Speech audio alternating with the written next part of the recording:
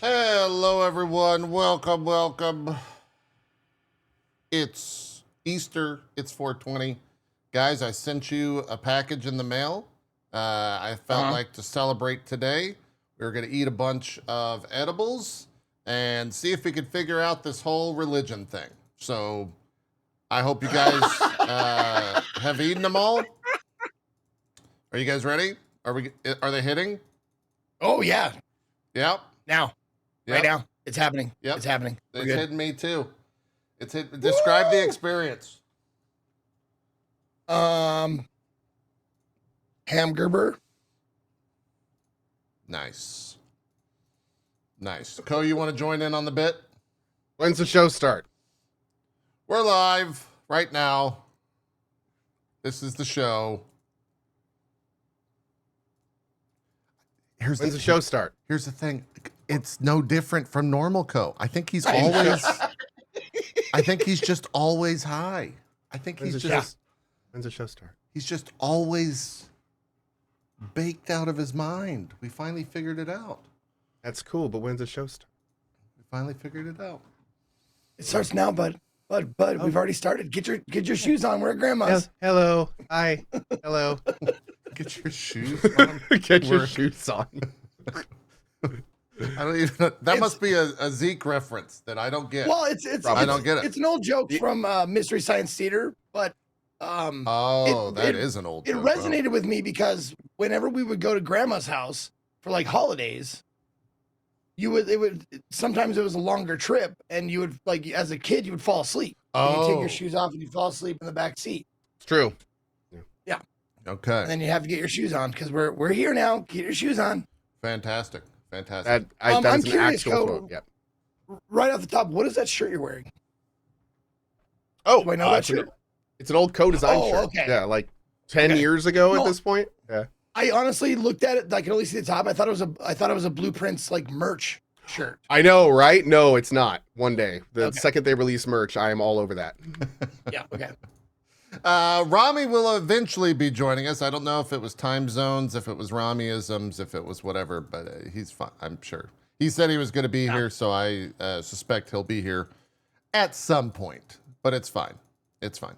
We're going to be okay, chat. Rami will be here soon to save the show, I'm sure, but we're going to continue on as usual. You both have been lost in the blueprintsness of it all? Completely. Do I need to hand you like note cards that are red and blue so you can figure stuff out, or?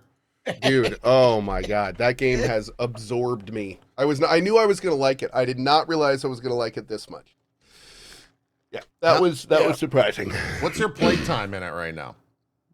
Let's see. What is my playtime in Blueprints? Currently, I'm sitting at 57 hours. Okay. All right.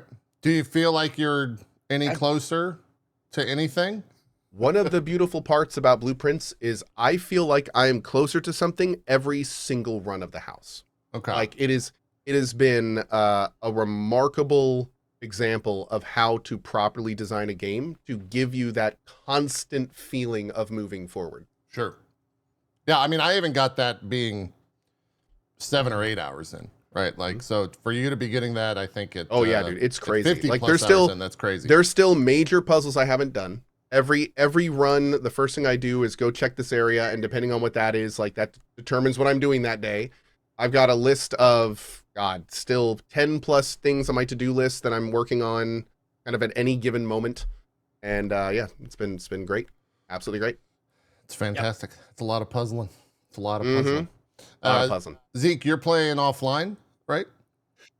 Yeah, I started playing online on stream. Yeah, and then I mean I played it for a week, and then I realized like it's a bigger game than that. So like, unlike Co, I took it on myself to like, okay, we're gonna put that away.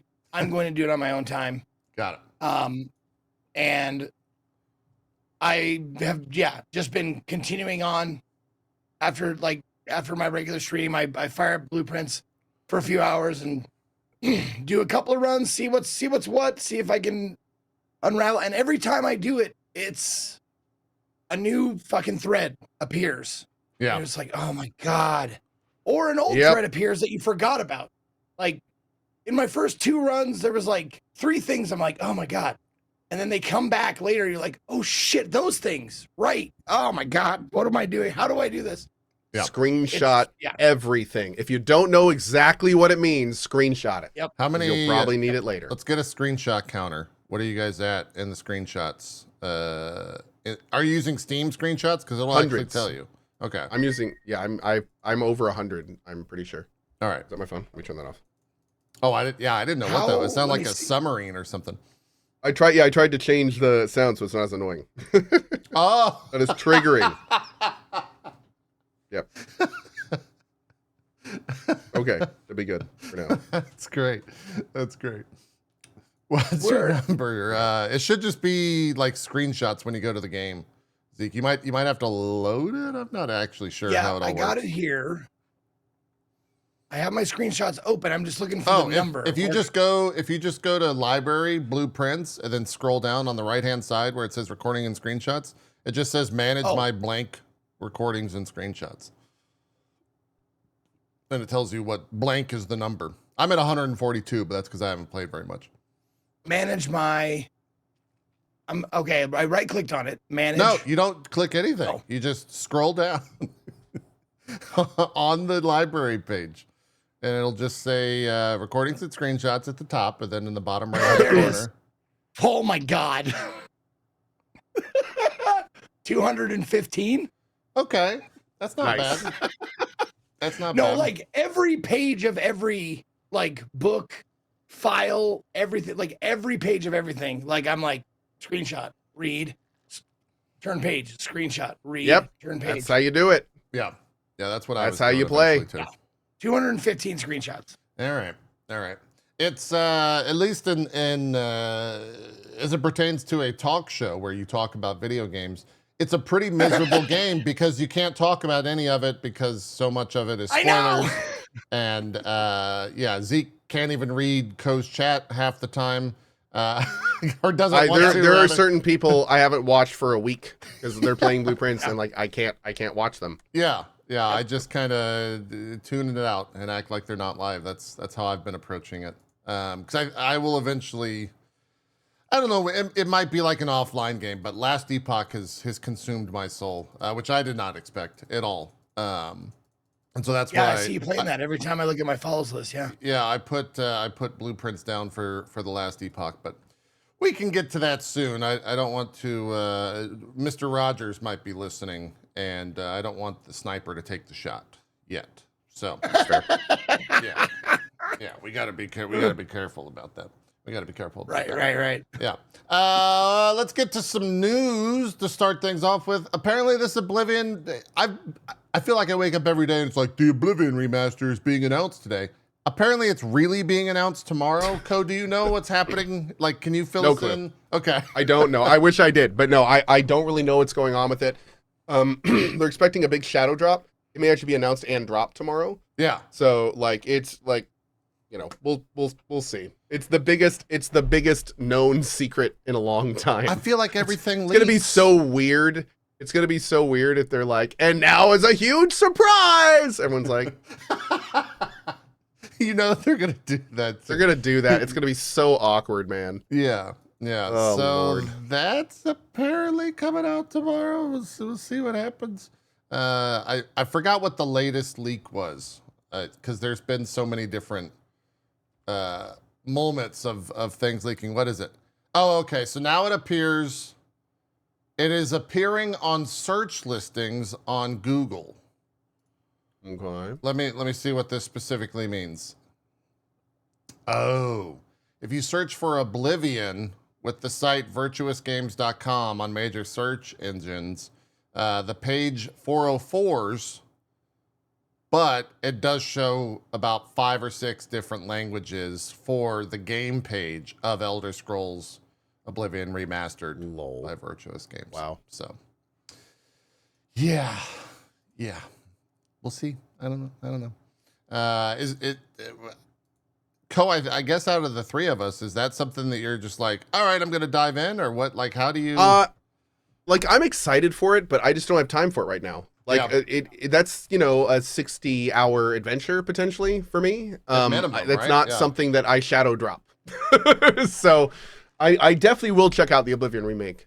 No question. I don't know when. Yeah. I'm trying. I always get them confused. Which one? Oblivion's the one with the gates, right? Where you go in and there's like the Daedra pit princes and shit like that. Is that Oblivion? Yes. Okay. That's what the game is named after. The Oblivion Gates. Got it. Okay. All right. Yeah. I think I remember. The last time I played that, I remember like sneaking around into a somewhere in a volcanic area, which I think is a massive region in that game, or if that's not just the entire game, and stealing a bunch of glass armor in the early game. That was pretty fun. I enjoyed that. Yeah. It broke very quickly. What? Wait, what? No, Bethesda game broke? Because it's glass. No, the glass. The glass. The glass weapons and glass armor. Yes. Yeah, all that stuff. Yeah, I broke. thought glass was Morrowind. Was that Morrowind? The volcano and glass Morrowind? You're talking about the green armor, right? Okay, so that's what I'm saying. I get it mixed up. Yeah, the green armor. Yeah, the green armor. Yeah. That's I like think, green I think and that's black. Morrowind. Okay. And Morrowind is like all about the big volcano and everything, and where the dwarves went and all that. Do you start in the fishing village in Morrowind? Yes. And the guy falls from the sky coming out of it. That's Morrowind. Yeah. Okay. All right. I get them all mixed up. Maybe the remaster will be the. I know. I need to play Oblivion. I couldn't tell you the story beats of Oblivion. It's been that long since I played. It's one of the reasons I want to play it again. Is Oblivion the one with Patrick Stewart narrating the opening? Is that who narrates Oblivion the opening? It's the Yes. one you start in prison. Yes. Yeah. And Patrick Stewart is the emperor. Yes. Okay. Yeah. Yep. Chat's confirming. Okay. I do remember that one then. Not very well, obviously, but yeah, I guess the remaster will be a welcome to me, so I can have the refresher, and I'm sure many others as well. We'll see if it actually gets announced tomorrow and shadow dropped and all this stuff that they're talking about. What else? Just to is put your happening? mind at ease, JP. I think glass armor's in all of the Elder Scrolls. Oh, The okay. Morrowind up. I'm pretty sure. Great. So Fantastic. The more you know. Yeah. Fantastic. Dwarf Fortress, just random little headlines here that I'm seeing. Dwarf Fortress surpassed 1 million sales on Good for them. Steam. Good for them. Fantastic stuff. Nintendo came out and dropped the new pricing, which is the same pricing, except on accessories. So the Nintendo 2 Switch here in the States will be launching for pre-order on April 24th, which is this coming Thursday. The Nintendo Switch 2 will be $44,999, and the bundle, the Mario Kart World bundle, will be $499.99. But I think like the Pro controller is going to be $85. The Joy-Con 2 you get a pair of them for $95. That's up like $20, I think. The charging grip is $40. You can get a strap for $14 for the Joy-Con. They're very much like Appleifying this stuff. The camera's going to be $55. The dock, if you want to buy an extra dock for some reason, it's $120. The AC adapter, $35. $120 for that. Yeah, for the dock. $120 for the dock. Jesus Christ. Leave it to Nintendo to give you almost everything you need to have a good time with the game. The dock comes, if you just buy the Switch, you get the dock. This is for the extra. Oh, okay. Oh, okay. It's not something. Okay. Yeah.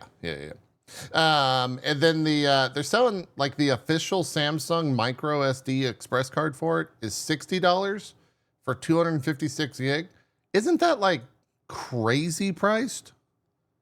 Can't you get like a 2 terabyte micro SD card for like $10 or something? Or is that seems a bit much? Is it proprietary though? Like, does it only work with the Switch, or does that card only work with the Switch and vice versa? Chat? You have to have that card. Chat is letting me know because it is an express card. I guess the data rates or the data speeds, like transfer speeds, are faster. So Okay. micro SD Okay. express card, I guess is the primo shit. And it's Okay. like the branded one, so they probably tacked on for that. I knew that SD cards were going up because all the tariffs and stuff like that, but I didn't realize that it was that pricey. That's expensive. I'm gonna take a stab at trying to pre-order it, but I'm not gonna go like super crazy. If I can get one, I'll get one, but I'm not that pressed about it. I don't think you two are as well. You guys aren't fiending for a Switch too, right? No, not right now. Yeah, I didn't think as well. I didn't think as such. We'll see what happens.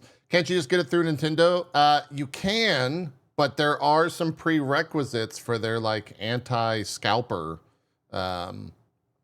initiatives, I guess. You have to have like a year of Nintendo, whatever their online service is called. I'm blanking. On the Switch, you have to have a year of that and like 2 other prereqs. And I don't have the year of Nintendo Online. Or it's 2 years unbroken. Okay. It's Yeah, not very I don't know if expensive. I have that. Yeah. But yeah, I don't have 2 years. Like I think that's like $20 or something like that. You have to have 50 hours of gameplay. Yeah, so there's some things there. And I think those are also varying by region. So we'll see. I'm going to be, I guess, going to like, I don't know, Amazon or Best Buy or any of those stores, the old fashioned places. We'll see how it goes. I'm sure it's going to be an absolute disaster. And then you're going to see those pop up on eBay for probably like 1,000 minimum, I would think, if not more, for all the scalpers. So April 24th, that's this upcoming Thursday, as of this recording. Good luck to anyone that is going to attempt to try for that Nintendo Switch 2. What else do we got? Kind of a slower week. Marathon obviously has been a lot of conversation in the news, especially after their debut and all that type of stuff. They announced, was that Friday, that the upcoming closed beta, whatever they're calling this test, that is this upcoming week. I think it starts on the Tuesday or Wednesday. You can stream it. They're allowing folks to stream it. Which is a big deal because you weren't going to be able to. And they had all these content creators who were going to be playing it that could talk about it, but they couldn't show it. And now you're going to be able to stream the whole experience. So a lot of content creators are rightfully excited for that. I will probably check it out at some point. Ko, is that something that you're even going to look at or just kind of go by Oh yeah, the vibes? I don't know for sure. Okay. No, I'm definitely planning on looking at Marathon and seeing if it's good as early as I can. I don't have a super positive view of it right now, so I'd like to see if like what's in there and see how it is. Yeah. It's the conversation around all of it is kind of whatever as it is now. Yeah. But I just want to see it. I just want to see Same. what it's all about. See if I enjoy the gameplay loop. Zeke, are you gonna check? Is that something that you check out offline? Do you care? You don't like extraction shooters at all, right? No, I've never like got into one. Yeah. So like unless I'm like asked, invited by a person to play a game, I probably will let it go. Like just like I didn't play any Tarkov, I didn't play any Dark and Darker. None of it. Just not because I'm not interested, but I don't like going in completely like I just feel like I would just get noob shotted like over and over and over again, and I'm too old for that shit. I don't want to do that. I want to go in with a tutor, like a guide, someone tell me what the fuck to do. Yeah. You're not alone in that line of thought. I think many people, many elder gamers would think the same thing, Zeke. That is what we are, by the way. We are the elders of the gaming space. Unfortunately. Sure. Yeah. I just want to see how it goes. I want to see. The other thing is that it's going to be, it's an alpha, so it's not going to be. I guess the perception is that it's not going to be as deep as release, but potentially the fear I have is that it is going to be as deep as release because of what they said. So we'll see. Yeah, how that with what goes. they've announced as like being a part of the game, it's gonna be a tough sell unless they have some kind of crazy high content treadmill, which we know they don't really from Destiny. Like I'm not really sure what their from all long-term their goal of the game launches, is gonna really. be. Yeah, Yeah. All the like the past, I guess 2 gens, the launches were kind of bare bones. So I don't know. I'm hoping I really enjoy it, and that's how I'm gonna approach it, and we'll see how that goes. I think it's gonna be a major conversation point going into the alpha and going into the week, because obviously everyone wants to see it, especially after that reveal that they had, where I think a lot of people were not super jazzed, one, about how they showed it to begin with, and two, about the footage that they showed. They were just not that interested in it. But we talked about that last week. So if you want more... It's also going to be interesting because we've just seen like a lot of high profile games kind of come and go that are very similar. Like we just saw Spectre Divide basically come and go. Fragpunk is now having trouble. Yep. Concord, obviously. So, I mean, they're entering a field that has had horrible luck for the last year. And they're like launching directly into it with, frankly, a lot of traits of the stuff that's failed. Mm-hmm. Like they're heroing it again. Like the gameplay looks pretty much like the other ones that aren't doing so well. And yeah, the writing on the wall, the cynic in me wants to say that this is not going to be good at all for them. Right. To put it bluntly, but we'll have to see, I guess. What's going to be interesting is this is one of the first times we've seen a game like this where it's the next project from a major studio. Like Destiny fans could carry Marathon potentially. That might be what happens. Right. So it'll be interesting to see if there's enough of that to keep the game producing to a level where it can then kind of like snowball down a hill with the general population. Yeah. It's very true. Even with all of the stuff around Destiny 2, they could still have a community that could carry that game without question. What were we going to say? Have they talked about the monetization? I know it's going to be a premium, but are they doing like premium and a cash shop and a battle pass? Like, are they doing the whole 9 yards, or they will? I know they've said it's not going to be a full priced premium, whatever that means. Yeah. So that was a lot of the conversation to come out of that whole thing. Is funny enough, that article that we were reading last week from Timur, I think kind of kickstarted all of that, where he called it a fully priced premium product within there, and then had to come back and actually edit that because it got called out by kind of everyone on the internet, because then Bungie came out and said, like, no, it's not going to be a $70 or $80 product, but it will be a fully featured product.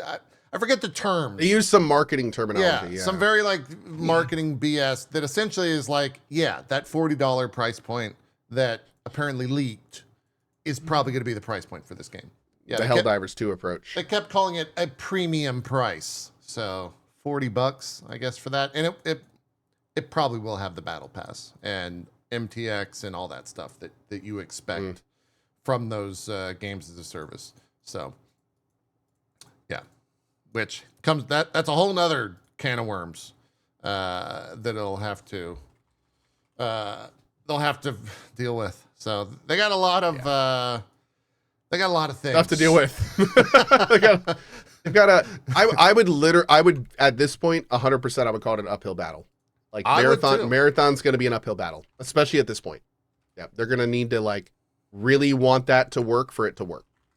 Right. Yep. Right. And I mean, I think even this week alone, they're up against so much stuff because it's going to get just torn apart one way or the other from people finally seeing the game and streaming the game and you know, checking out. And we have Clear Obscura releasing this week, potentially the Obsidian remake. Like they might just get covered.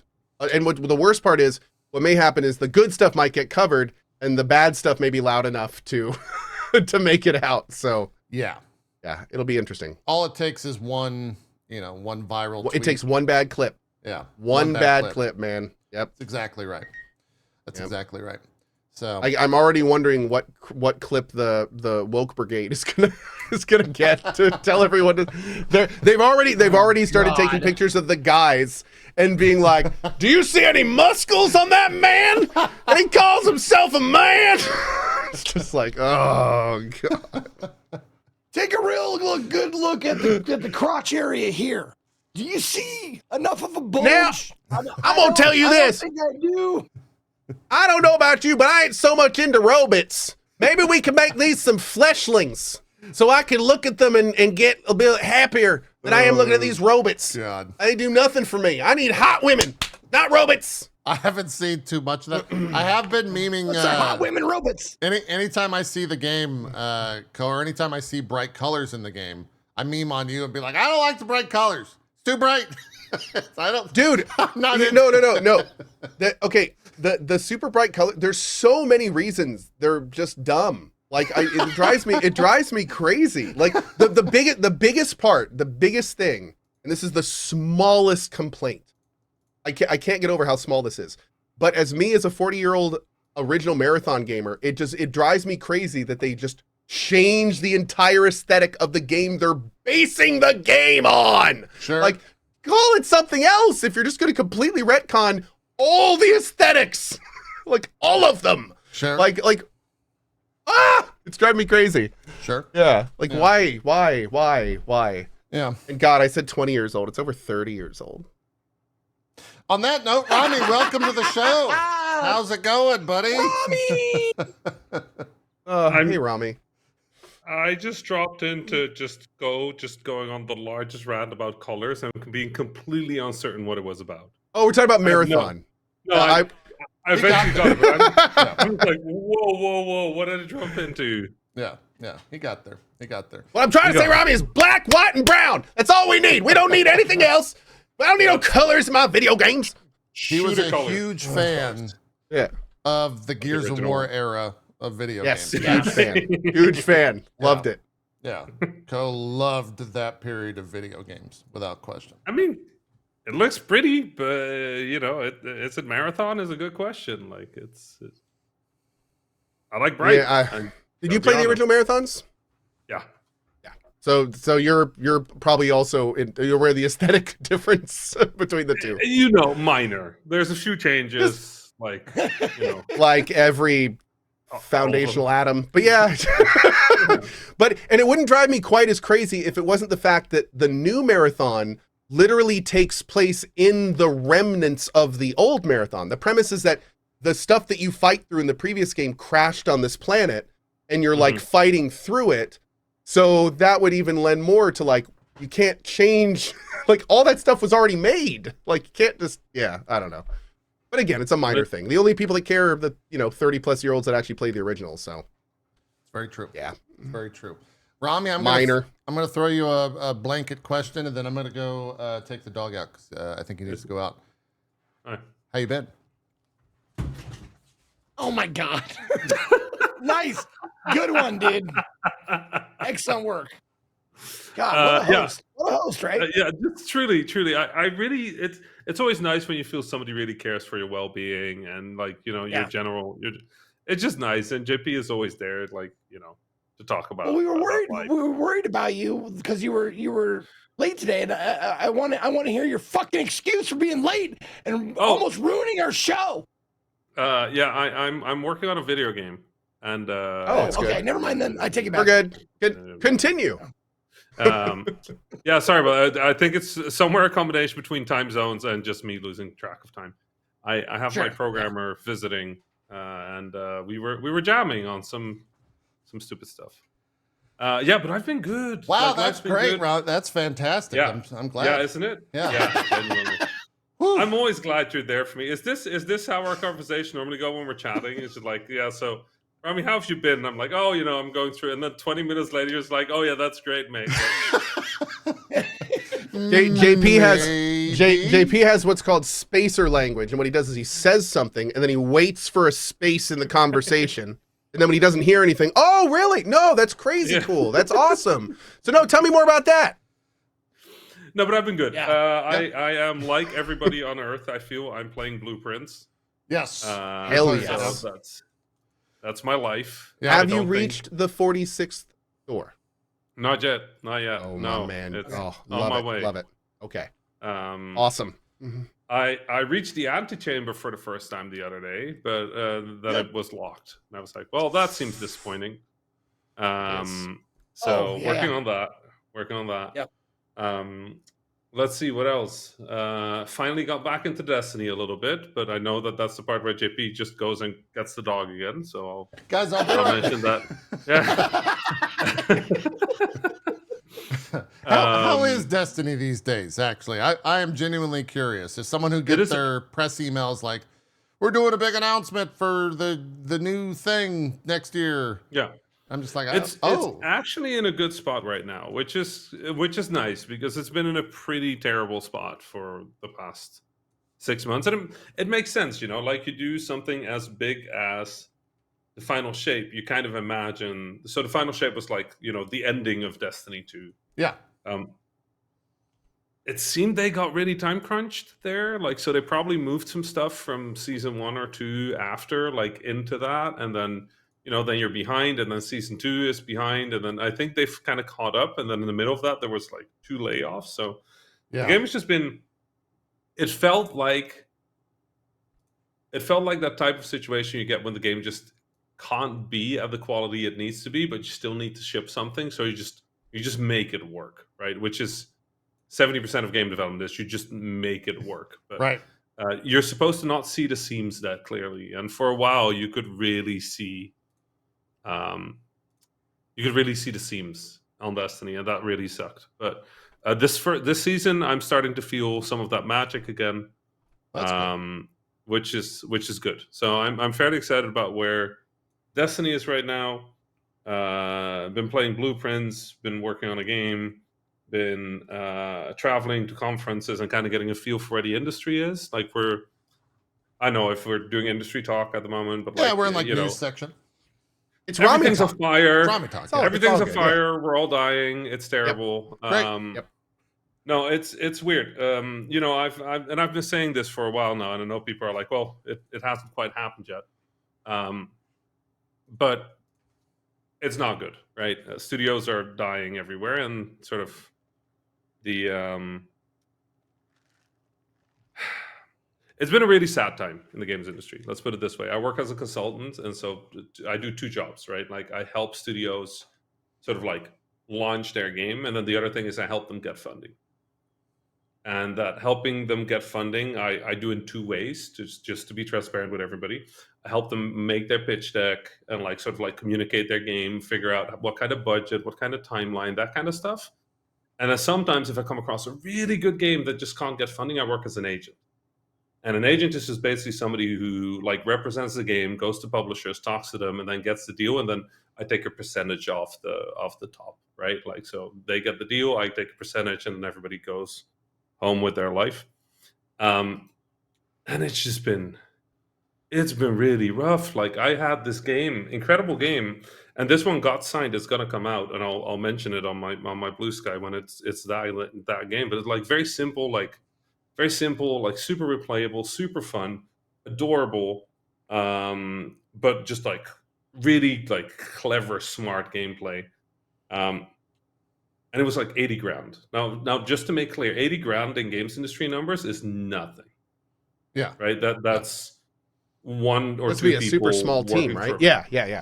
That's 2 people and 2.5 people, working for less than a year. Right. So 80 grand is nothing. It took me 9.5 months to find any publisher that would take me.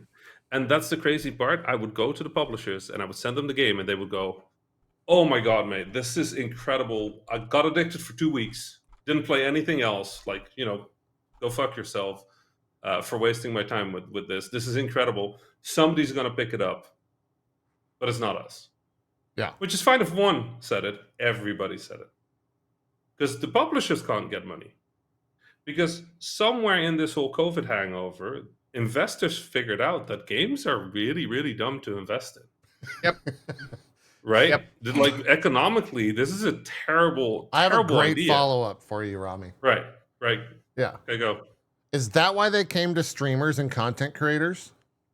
Yeah. So, well, I got something interesting to add in here. So, as you guys know, I joined with Andreessen Horowitz as an A16Z scout a couple years ago. And that was around the time when AAA was like starting to fail. The idea was, let's shotgun fund some indies. Let's get the next Power World. Let's get the next Stardew Valley kind of thing, right? So over the last couple of years, I did a ton of invested almost $500,000, bunch of different companies. Not only have many of them already failed, but over the years, as the A16Z has been doing something called speed runs. And speed runs is when they pick up to 50 companies, and then they literally fund them directly and then go from there. You look at the cohorts, you look at the speed runs that have happened over the years, they went from like mostly gaming and gaming adjacent, and then every one of them gets less. And now the most recent one is all about AI tools. It's all about game production. There's stuff in there that isn't even tangentially related to gaming. Like it is very telling when some of the biggest investment companies went in specifically to try to go after games. And now over time, we're seeing them very much phase into like different areas, while still keeping the general, concept, but like the money is not going into that, just like Rami said. Right. Yeah. Right. Yeah. But that's the thing, right? Like the investment in games is in a weird spot because basically what happened is COVID happened. Everybody was at home. So everybody was spending on money. So every investor out there was like, oh my God, numbers go up. And then you're a publicly traded company, so you have to make your shareholders happy. So they went to all the executives of these companies and they went like, hey, number goes up. Is number going to continue to go up? And all the executives went like, absolutely. Just at no point will this ever come crashing down. It came crashing down. All the investors went like, wait a minute, games don't make infinite money and we're still there. Right? So we're now at that point where over the years, like, there's still amazing games happening because everybody in the industry is stubborn as shit. Everybody's here because they want to be making games. Like, so they're trying anyway. And we're still getting amazing games. But if you're sort of paying attention, it's fewer and fewer. There's less argument about what the game of the year is. Because there's 3 options nowadays. If you look back 10 years ago, there would be real discussions about that. But now game of the year is just kind of like that. That one, obviously, right? Like, is Blueprints going to be a game of the year contender? Blueprints is going to be a game of the year contender, most likely, right? Like, it's a big conversation, but it's going to win some awards. We can be sure of that. That you wouldn't go in April and go like, oh yeah, game of the year for sure. Like, sure, what else is coming? Yeah. Like, so one interesting thing well, hold on. Actually, no, I'm going to come back to that. I just realized it's going to take us in an entirely different direction. I'm going to wait on that. I have a question for Rami. Yeah, go. Upsides to anything, perhaps? I mean, I remember. Go. Well, I was going to say, okay, so one thing, when game devs started, right? Game devs didn't know gaming was going to make money. Passion project. So that's when we saw, especially the first 5-10 years of game dev, we saw people just trying new stuff, a lot of iteration, a lot of them kind of just doing it because they loved doing it. Then we saw all the people that love to make money get into it. We got the Sonys, we got the EAs. Now we have them doing exactly what we were just talking about. They're making Concords. All the people that came in making money are like, what the hell? You just literally threw away $60 million. Like, how are we supposed to make money in this? I'm going to textiles. I'm going to import export. So now we're seeing the industry almost go back to where now the people that are going into making games are the people that are fundamentally more passionate about the product and far less about potentially the monetary infusion that product will get them. Mm-hmm. Is that a bad thing? I mean, yes, because they still need money, right? Like, ultimately, we're still going to need money. Like, so here's the thing. When I started, right, just for context, this was 2009. Was my first time in the games industry. You know what a game budget was back then? It was like 30 grand. Like, my first game was 10, right? And it was because we were super okay with living on noodles, but the quality expectation of a game was so much lower. And then we were Devolver Digital's first published game, Serious Sam the Random Encounter, right? So Devolver Digital didn't exist yet, right? Like, that was coming up. The App Store was brand new. Steam, people had finally stopped being pissed off at Steam for existing because that was a big thing when Steam came out. Everybody hated Steam. Everyone hated it. Yeah. So we were at that point where like game budgets were basically just like, as long as you can eat and maybe pay a little bit of rent, it's okay. We're good, right? But then Devolver kind of came in and then started funding games, and then they started spending money on marketing. Back in the days, marketing was just like wear a pink suit to PAX, and then people will ask you, why do you wear the pink suit? And then you go, well, so you would talk to me after you checked out my game Antichamber, which is literally how Antichamber's marketing worked for anybody who played Antichamber. Yep. Brilliant. Budgets kept going up, and they kept going up. And yes, we could pay ourselves a better salary, but like the amount of people that are part of a games team, the amount of people working on a game, the amount of time spent on the game went up and up and up, to the point where, as a passion project, trying to hit the quality bar for a game nowadays is basically unaffordable unless you're wealthy. Like if you're rich as shit, you can absolutely go do this. But When you say are, the quality bar, what are you defining by that?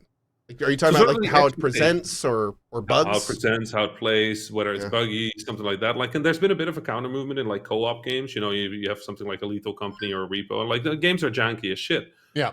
Janky is actually doing quite well right now, but it's also a very particular aesthetic, right? Like it's a particular type of game. Blueprints, not very janky, very polished. 8 years of work, right? That game is 8 years of just like obsessive attention to detail. Balatro, for how simple it looks, that game has so much detail and work on like the tiniest detail, the minute of like how cards like interact and disappear and appear.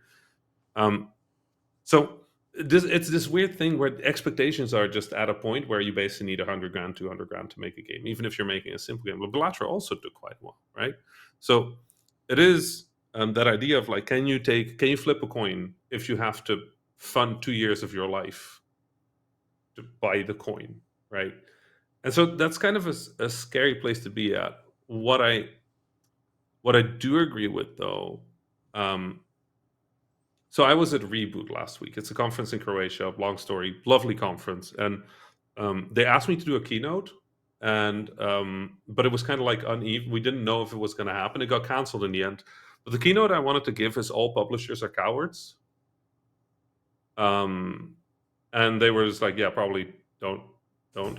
Although they didn't cancel it because of the talk. They would let me give that talk if I wanted to, but there was just no space for that anymore. Can you say instead that all publishers are cautious? Can we say that instead? No. Did you say coward? Maybe change it. Cowards. All publishers are powered.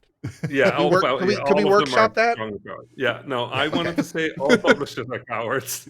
And the argument I wanted to make is that right now, more than ever, safety is going to kill publishers. Right? Trying to look at the industry and go like, oh my God, Balatro make a bunch of money. We want games like Balatro. Fuck no. Right. We don't want games like Balatro. We have Balatro. Balatro is the best Balatro. Let's not out Balatro. We're good. Like, we have it. Like, it's that thing where it's like somebody found like out of 1,000 threads hanging from the ceiling, they found like the one thread that pulled down a $20 million bag. And now everybody wants to hang from that thread. And I'm like, no, that has support for one dude who is making a practice project that turned into Balatro. You can't hang the entire games industry from that shit. Right. What we need is you to fund other shit than Balatro, right? But all the publishers are careful because the investors are careful, so they don't have a lot of money. They can't make a lot of. But right now, like all that we're hearing is like, we want weird multiplayer games that allow you to like do dumb stuff with your friends, and it's effectively just Discord but interactive. Yeah, right. That we like. Right, we want our Fall Guys, we want our Repos, we want our Lethal Cup. It's just our Schedule Ones. Schedule One, right? Dude, I would love to see a AAA take on like Repo, because I think those two are at odds at each other. Yeah, right. no. I want to see what that piece of shit looks like. That would be like I want to see a AAA indie game. Yeah, like, you can't do that. It wouldn't be it. jank on purpose. Yeah, no, I like love that's to the see that. feedback. They like go to the C-suite and they're like, it needs to be a bigger piece of shit. Right. Like, I think the closest we ever got to that was the Rick and Morty game. And I think that's only because it could possibly get away. The thing is like, the problem is AAA has to be high price. High price would never allow for that kind of ridiculousness. It wouldn't allow for the bugs that make the funny stories. You know, it wouldn't allow for the bad graphics that make you laugh. Like when we've talked about this so often, where when you price a AAA, it comes with all the baggage of expectations that a AAA has. And then more importantly, all the expectations of the investors on how much it's going to make. And that's way too much of a risk to like have a low quality product at any kind of a price point. You could say price it lower, but then you're talking about brand expectations and everything. So it becomes, Or alternatively, you're Bethesda, in which case you do get away with it. True. That works. Yeah, Bethesda's, I guess, the one. I guess that. Yeah, I guess I was describing a Bethesda game. Well, see, they can do that with other products. Then they have 76, which like counterbalances that. Yeah, so, You can push too far. True. No, but so that's one, right? Like that's where all the publishers want to put funding. The second one is infinitely replayable games that have roguelike mechanics but are not a roguelike. So Balatro, Blueprints, like anything that is run-based, infinitely replayable, and easy to talk about because you know who liked those games? Y'all. Streamers. Gamers. Sure, both. Streamers, right? Remy's like, no, I was trying to say white guys, but you know, whatever, that's cool.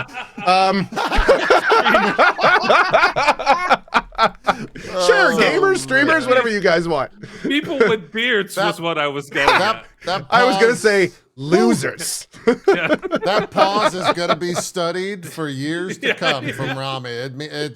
What did the pause mean exactly? What was Rami trying to say by that short intermission?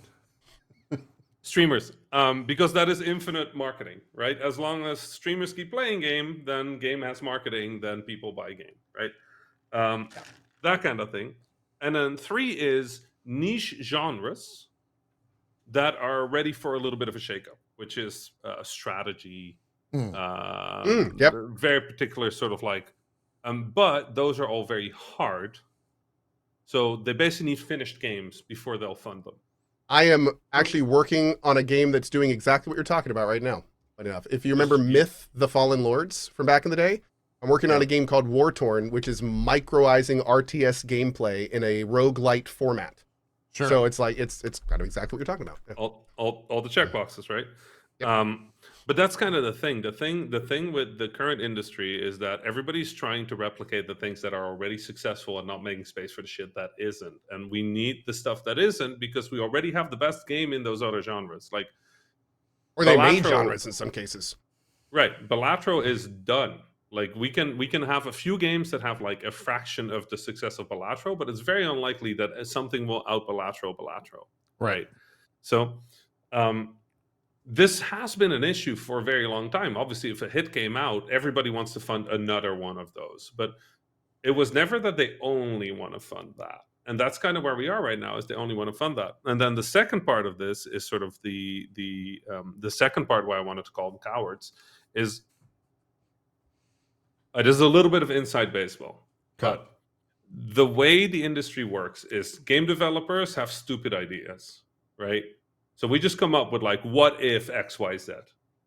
Then we start working on that. And then what we do is we make a prototype. Now, a prototype, I don't want you imagining an alpha or anything like that. I want you to imagine a bunch of squares, cubes, circles on a screen, no effects whatsoever. If you've ever looked up like something like a combat sandbox or something like that, just like it only proves that it when you press the buttons on the stick, the thing works. Right, and you kind of get to like your core systems, and it's this very bland, very boring version of your game. Usually purely mechanics or purely vibes, right? Like a writing example or a mechanical example or whatever it is, just a thing that proves it out. And then you do some mock-ups for your art, and you implement some of that art in your prototype so that you can show that, and we call that a beautiful corner.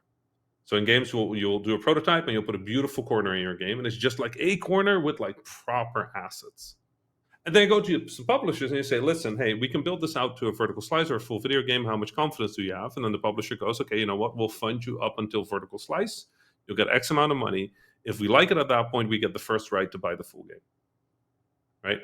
That's how it used to work. Now, publishers are like, okay, listen, that looks great, but we're not going to fund that until you're much further along. So come back when you're a bit further. But the point of that transaction is developers make stupid shit. The publisher takes the risk, and then the publisher gains the benefit. So they get 100% of revenue, 70% of revenue, then 50% of revenue, depending on how much money we make. They get a smaller and smaller percentage of the revenue that's coming in. So they'll start at 100. They take everything, right? Especially to recoup. Until they, to recoup, to get their investment back. And then when they hit that number, it goes to 70 or 50 or whatever. But that means that developers are no longer making video games. We're making fucking advertisements. We're making vertical slices. We're not making games anymore. So every time a publisher buys a video game, we have to start from scratch because we built it like a piece of shit. That just, like that thing where it just like, as long as it stays standing while the people are looking at it, it's fine. But if they turn around and then it collapses, that's fine. That's the version we have to build because most of us are poor as shit. Developers don't have a lot of money. So like now with money coming in later and later, it's terrifying because there's incredible games that just need like 100 grand to get from where they are to a vertical slice. That's always been like I think you just answered a question I've always had. Like, it's a minor question, but like when you hear something that it was like a 7-year, 8-year, 9-year passion project or whatever like that, is that the reason why it takes, because they have to give them a full product before the publisher will like put funding on it? Yeah, so they'll be working on the site, they'll have their job, and then they'll work on weekends for like 4 hours a week. That's kind of the best they can do. People that work for like an hour after they came back from work, but like switching your brain into programming brain takes a lot of time. Like you can't just go like, all right, let me just pick up where I was. You have to look at the code and be like, what the fuck was I doing? And then, like 20 minutes later, you're like, oh yeah. And then like an hour later, you're like, well, I should go to bed. So those games take a very long amount of time. And that's how files get names like fixed _ really fixed _ super fixed. Yep. Oh, broken again. No, fixed. I me mean and it. the programmer that is staying over right now. We were joking about the amount of times we have found our own answers when looking for a Stack Overflow solution. So, when you have a programming issue, sometimes you go to this basically like forum where you can ask programming questions, and you'll put the question, and then you get a result, and you're like, okay, who was the brilliant person that asked this 7 years ago, so that I can now find the answer? And you're like, oh fuck, it's me. And then you scroll down, and you're like, who was the angel that like gave the answer? It's like, oh, it's me 5 hours later after I found the answer. So you're finding your own stuff with like 5 years in between. And you're like, oh, okay. But that's programming, right? Like it's a mess. And so a lot of these games that I'm seeing that need funding, like I see about probably like 100 to 200 pitches every month, right? From developers that are about to go pitching to publishers. And let's be honest, 70% of them are never going to make it. They're just not. They're not at that level. The developer is too young, or the idea is not clear enough, or you can't describe the game in like a short enough sentence that people would like get it. Like if you have to go like, so it's like a XYZ with like this, but then when you do that, then this happens, and that like nobody can describe that, right? But like Balatro, you can sort of like summarize in a sentence. Like all your favorite games, you can probably summarize into a sentence, and if you would type that sentence into Google, you would get that video game, right? So there's a lot of pitches that are effectively just like, yeah, it's like a roguelike car racing game, and it's like, where what? And it's like, no, that's it. And it's like, oh yeah, that's going to be really tough to sell, right? There needs to be like the flavor, the thing. It's a roguelike car game like Carmageddon. Now we're getting somewhere. I like that. Yeah, so now you have to invest like 3.5 years of your life to build it, without any additional like revenue, and then get some people together, because you're probably just a programmer or just an artist or just a designer. You can't do all the other stuff. So somehow you got to pay somebody to do the stuff that you're not good at, but you're not having any income. So the risk stays entirely with you. And so when you think about it, a lot of these indie games that are happening are just happening on pure spite. They're just happening because nobody is investing, and the developers are like, fuck it, I will finish this if it costs me everything, right? But we also have increasingly that audiences, the gamers, right? Like the people that buy games, they buy fewer games because the economy is on fire. The world is fucking expensive. So people are staying with games that are older more and more. There was research that over 50% of gamers buys less than 2 games a year. I saw that, yeah. Right? In that same report, wasn't it also like they're playing games that are 5 years or older or something like that? Like the most played games are games that were released 5 years ago or some shit? Right. Yeah. Which is Fortnite. Yeah. We're literally just talking about Fortnite. We're not like Fortnite, Minecraft, Roblox. Minecraft. Yeah. Roblox. That's an increasing amount of gaming mindshare. So people are buying less games. They're playing more older games, so they have less money, less time. We have less funding on our side, and good ideas keep getting shot down because they're not Balatro. It's creating a bit of a storm out here that I have to add is really depressing. So it was time for me to just get on a stage and go, okay, y'all suck. What I need from you is 5 to 10% of every publisher's budget has to just go to stupid shit. There cannot be any justification. There cannot be any business reason. Just fund stupid shit. Like, this will never work. Fund it.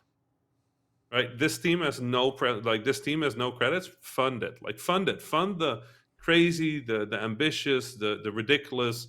That this will never work. That nobody will play this. Fund that, because that's what we'll find. Nobody could have looked at Balatro and gone like, "Oh yeah, this is gonna." That's gonna make millions. Yeah. That's like everybody. Like the developer didn't believe it until the week before. Yeah.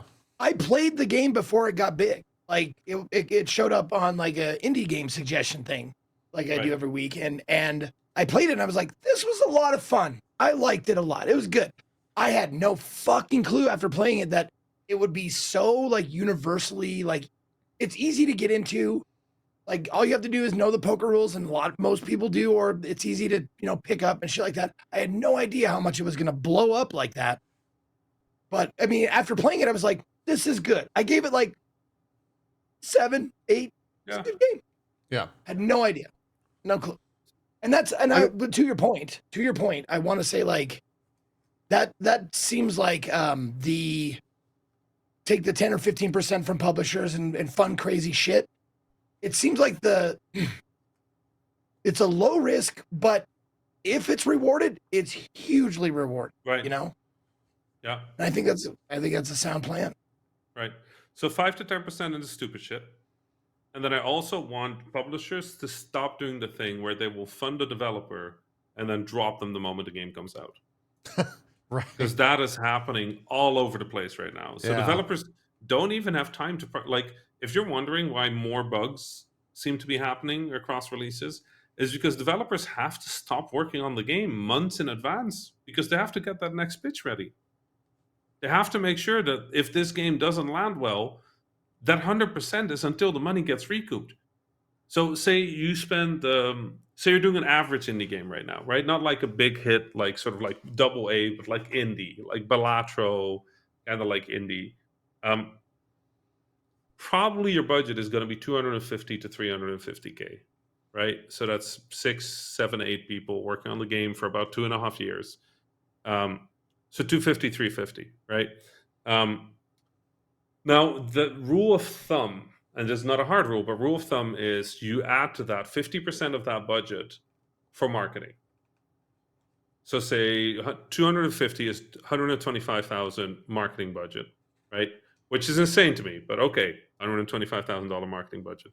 Then you add about 10 to 15% QA, and then per word in the game, you add 60 cents of localization budget. So the more words you have, the more expensive localization you get, obviously, right?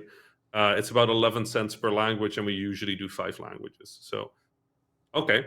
So before you know it, you have an additional 100% on top. So say 350 plus 70% up. So let's say we end up somewhere around 600,000, for that game. So now we're sitting at 600,000. That game has to earn back 600,000, but then the additional 30% Steam cut before the publisher recoups. So now we add 30% on top of that, right? So let's say we're now at 900,000, right? That game has to earn $900,000 in revenue to hit that. Now we have a trick in the industry called the box slider number. If you take the Steam reviews of any game and you multiply them by about 50, that's about the units that game sold. We check this number every few years, and it's sort of like a. I was curious what the relationship to reviews. It's 42 to 46 at the moment. 42 to 46. That's interesting. Now, obviously, you have to keep in mind that tells you nothing about the price it was sold at. Right. So if you take 42 to 46, we normally do 50% of the normal sales price. So 42 times 46 times the review times half the sales price. That's how much that game worked. Made, by the way. By the time we're done, you're sitting at how many units do you have to make on a $20,000 video game? On a $20 video game, like you say, we ended up. Where did we end up? 700, 800,000. Yeah, almost a million. That amount of money divided by 20 is a fuck ton of units, right? They're just a metric ton of. Until that number is passed, $0 to the developer. Nothing. Now, for most games, you're not going to hit that number for 3, 4, 5, 6, 7 months, if ever at all, right? So the developer just cannot. We just cannot rely on the idea that we're going to get that. Well, and in this case, it's also important to mention, though, that this is assuming, and this is one of the reasons that so many people are self-publishing, is because they can like bypass a lot of that, and they can like, and then that all of a sudden that Steam thing becomes a portion off what they earn instead of having to eclipse that to earn anything. But no, man, those are scary numbers. Like that's like this industry is broken style numbers in some ways. Yeah. So that's the thing. Our budgets are definitely too high. Don't get me wrong. I agree. But if you're going to run a publisher, for the love of God, fund some weird shit and don't drop your fucking developers. Like when we ship a game and the game is good and we got 500, 600, 700 reviews, sure, we're not at recoup yet, but please don't let us die. Like fund us. Like give us that extra amount of time to do the bug fixes, right? To stay in community work, to keep talking to our players, to allow us to do updates, because so many of these games, when they're getting updates after launch, the developers are getting nothing. They're getting $0, right? Yeah, they're getting zero and also getting fired the day after the game comes out. Right. Yeah. Like so. I got 3 quick questions for you. Follow up before we move on to pitch. So the first one is, you mentioned Devolver. They always make crazy stuff generally. They of course have safe stuff like Cult of the Lamb and things like that, but they tend to kind of do crazy. Is that the kind of stuff you're talking about, or do you mean like even crazier? I mean, so Devolver has so this is another problem I have with with publishers. This is just a me thing, right? But like if we go around the room and we take Cult of the Lamb, like everybody knows who the publisher of Cult of the Lamb is, right? But I think a lot of people would not know what the developer of Cult of the Lamb is. Like, right. What is they would say Devolver. Devolver made that. Right. Yeah. Yeah. So one of the things that publishers do really well is they actually kind of like steal the audience from us. So the audience attaches to the publisher, right? Massive monster, by the way. Massive monster, yeah. Credit's due. Right. So the publisher sort of like takes the audience from the developer. So the audience attaches, as they call it, to the publisher. And that means the publisher can then sell that audience back to us. So Devolver sort of like basically landed the entire weird arcade roguelike market. That's just them, right? If it's like kind of funky looking roguelike, 95% certain I'll be that's Devolver. Devolver. Yeah, that's a Devolver game. Yeah, everyone does that. Raw Fury does a little wilder shit, so it's a little more out there in every direction, but the level of quality of a Raw Fury game fluctuates a bit more than a Devolver game. So a Devolver game, you can generally be sure that the Devolver game is well polished to the point of like it just being stable. Yeah, sure, there's issues. Some launches don't hit as well, but they're generally there. Raw Fury will go up and down a bit more, but your chances of getting the thing where you're like, wow, I did not expect that. I did not expect to be putting blueprints and have that be engaging. That's a Raw Fury game, right? So each of these publishers sort of like build their own audience instead of letting us build our own audience. And then they basically go like, oh, hey, you're making a roguelike game. Yeah, if you don't sell that to us, I guess good luck finding that audience, huh? So it's like more of a like... kind of like not trapping them, but in making it an advantage to stay with them. Yeah. Right. It's a little like publisher vampire. Yeah, basically. And like, or again, vampire like publisher, I guess, yeah. I'm from free publishers, right? So I'm a little publisher antagonistic. The publishers know that. I work as a scout with them. I'm on friendly basis with most of them. Like, I don't hate them. But I think that with where we are right now, a lot of pressure of making sure this industry doesn't fall apart entirely is on them. And is on them making decisions that are kind of irrational, right? Like they need to fund stupid shit, which is not rational. That's a leap of faith. That's a coin flip, but I need them to be taking leap of faiths. Because if they don't make leap of faiths, we can't make leap of faiths. And if we can't make leap of faiths, we're going to get everybody trying to make Balatro for the next 2 years, right? Yeah. And love that game, but like, I need publishers to be looking beyond that immediate, like, but that works. It's like, yes, it did. Past tense. It did. Like, Balatro worked in a world where there was no Balatro. Yeah. Worse Balatro is not going to work in a world where we have Balatro, right? Yeah. And then, please, for the love of God, keep funding us. Like, if it doesn't even have to be if the game sells like shit, keep funding us. The game comes out, 40 people buy it, and the average review rate is like 55%. Just drop us. Fair. Like, we tried. Like, you know, like we can say we tried. It didn't work. Okay. We deserve that. Like, I'm seeing games with like good review scores, but they came out a little undercooked, or the publisher didn't have more money. So, you know, the developer just had to launch in the state it was in, or like, and I'm seeing this game like, if you give these developers 3 to 6 more months, it'll be fire, right? And they just won't. That scares me. That part scares me. So, yeah, all publishers are cowards, in short, and we just need them to. It was called "All Publisher Cowards, Please Return the Coin Flip." That was the full name of the talk. I just need them to flip coins, even if they're very expensive. Yeah, they have for money. They're rich on funding. Yeah, just flip coins. It's like, okay, this is not good. This is not finished, but the developer seems very passionate about it. So I have publishers telling me that they will not publish anything that doesn't have a Steam page with 20,000 plus wish lists. I'm like, motherfucker, if I have 20,000 plus wish lists, I don't need you. Yeah. What the fuck do I need a publisher if I have 20,000 wish lists? Like, go fuck yourself at that point. But then my favorite part about it, you know what they also go? They'll go to games that done that, and they're like, yeah, but you know, like it's going to be a little bit of a tighter ref share because you already announced the game. I'm like, what the fuck do you want? Wait, what is the logic behind? What's the logic? Well, publishers love announcing games. Oh, they love announcing it. That's a boon to them. They want to announce it. Yep. So that's like a monetary thing for them. And not just a little bit, right? I have a game that I signed once, not my own, but for a friend. The only reason I signed that game is because Nintendo came to that publisher with like, hey, we have 2 slots for you, but we need you to fill them both. And the publisher only had 1 game that was going to go on Switch. So they just went through everybody that pitched it and went to the developer and went like, will this run on Switch? And we went like, yeah. And they're like, you're in. That was it. They signed that entire game. They funded that entire game just so they could get into a Nintendo Direct. Because they knew that first game on Switch was going to fucking just nail it. Just right? do well. Yeah. So the second game there was like, whatever. Like, fuck it. We'll fund it. We'll do some marketing. If it works, it works. If not, we'll blow 10K on marketing and see what happens. Yeah.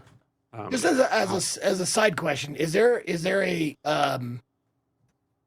as far as like getting on to, I don't know, like Game Pass, Nintendo Direct, like or Nintendo's shop, Steam. Is there one that's like, if you're on there, you're gonna do better than you have a better chance of doing well? Do you factor Game Pass into that question, Zeke? Or no? Yeah, like Oh, okay. I mean, if you do Game Pass, you get a big bag of money. Yeah. So That was Game actually Pass is that good. was right. here's something I'd love to note. So not only that, but one of the other questions I had is, how does Game Pass factor into this? Is it helping devs? Is it hurting them more than it's helping? No, Game Pass is good, but Game Pass is also, it's that thing where if the industry becomes too reliant on one thing, I always get nervous. You know? Yeah. And Game Sure. Pass is one. It's like in VR right now. If you're doing a VR game, if you can't get meta funding, your game is dead. Right. No Yeah. publisher funds any game that meta doesn't already back. So you have to get your game to meta, convince them that they like it, then go to a publisher with meta likes it. Right? Like that's the only way to get funding in all of VR, which is completely messed up.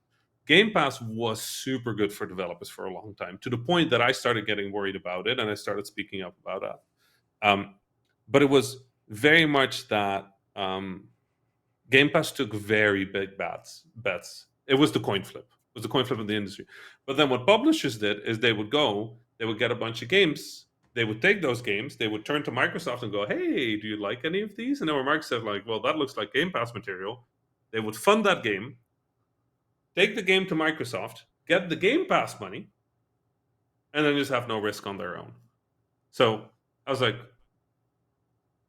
well, like, you know, I went to developers that had, and I'm like, let me talk to Game Pass then. I'll do it. I don't take you. I won't even need a percentage. I just want publishers to stop fucking doing this. So I ended up talking to Game Pass a bunch of times. But so Game Pass platform money is a very healthy thing in our industry right now, because it's one of the only ways that developers can get prototype funding. There's the Hero project that has both PlayStation and Microsoft investing in territories around the world, like in India and the Middle East, and in other places where it's much harder to get funding. There's some prototype funds that the developers can apply on. And then Nintendo just doesn't give a shit. Nintendo just does Nintendo. They're fine. They're their entire own thing. They're not really like that kind of. They're not really that kind of company. You go to Nintendo, and Nintendo will, if you're a good enough developer, Nintendo will let you be a developer, right? And that's fine. You know, like every company has its own strategy, and I think it's fairly well known how each of these companies kind of relate to each other. But I think ultimately it's good that they're funding, because platforms kind of fund more from a portfolio perspective. So they're not like, oh, we do this genre. They're just like, you know what we're really missing? We're really missing a racing game with... we're missing like roguelike Armageddon. Right? Like I'm in. So they're not funding from like, oh, everybody is doing this. They're like, oh, but nobody is doing that. Right. That's where they fund. So in that, like, come on, that should be a fucking publisher, right? There should be a publisher that's just funding the weirdest shit. But we don't really have that. Like for every publisher, for most publishers right now, we're at a point where you could see a game and go, oh, that's probably Annapurna. Oh, that's probably Devolver. Or like people know, right? Or like that's kind of not great. Like it would be great if you could look at the game and be like, oh, that's... Remember when Devolver was doing shit like Observation and like stuff like that, where it's just like this weird horror like sci-fi game? Yeah. By No Code, because I'm on the developer side, so I always know the developer. I don't always know the publisher. That was great, but I'm seeing less of that, because even Devolver is now publicly traded, so they have to do the thing that makes the most money instead of the thing that... Which... Yeah. So, and that makes it about a little counterintuitive, right? Because for Devolver and for publishers, they want nothing more than to have their brand be the first thing on someone's tongue when they say a game. So they're working towards that goal, while you're saying they need to be working against it. They should That's like be exactly what towards... they're trying to do. Yeah, they're trying to own a part of our market, which is the healthy thing, but at the same time, it also means that you're playing safer and safer. And that's kind of a shame. So we've covered 2 of the 3 questions I had, and that actually leads nicely to the third. Are there any publishers you feel are doing it right? Are there any you can point to and be like, yeah, they need to be like this? not to call anyone out, or just are there any that kind of stand out? That's a tough one. Like I think there are a lot of publishers that are doing smaller games right now, like that are funding smaller things for less money. Like I want shorter games with worse graphics. Larion's not a publisher, guys. Right. slow down. Back it up. Larian, Sven, Tabasco. Sven, I love you. Sven is pretty great, but yeah. What we need is people to basically like drop in 50K on a lot more things, and there's very few publishers that are playing in there. Like everybody is trying to get like, I like to when I work with teams, I always tell them there's like 3 bands of indie funding, and they're continuously shifting. But there's like the low band, which is like 60 to 120K, and then you've got the medium band, which is 250 to 600 right now, and then the high band, which is 1.2 million plus. That middle part is just dead. Yeah. Nobody's funding in the middle. Like that's the part that's dying right now. So either you're making something really fucking large and you've already got 40 to 50% done, which means you are rich, right? You're a super giant, or you're an established indie with a hit game. But even established indies are feeling this squeeze, right? And then there's just like the very small stuff where occasionally something really cool happens, right? Balatro was not a super expensive video game to make, but it was different. It was stubborn. It was its own thing. That's good. Actually, somebody in chat just mentioned something. Outer Sloth is a good example, but they're cheating. Like that's not a publisher. That's I have infinite Among Us money coming in, and true. we would just spread That's some true. of that money to other people. Which I love that. I think it's phenomenal. I wish every indie that made a fuck ton of money would do something like this. But also, we can't rely on very wealthy people. That's kind of relying on charity. Yeah. That's kind of like I'm sure everyone will be charitable when they reach that amount of success. That is true. It is almost like a charity type situation. So I love Outer Sloth. I love what they're doing. I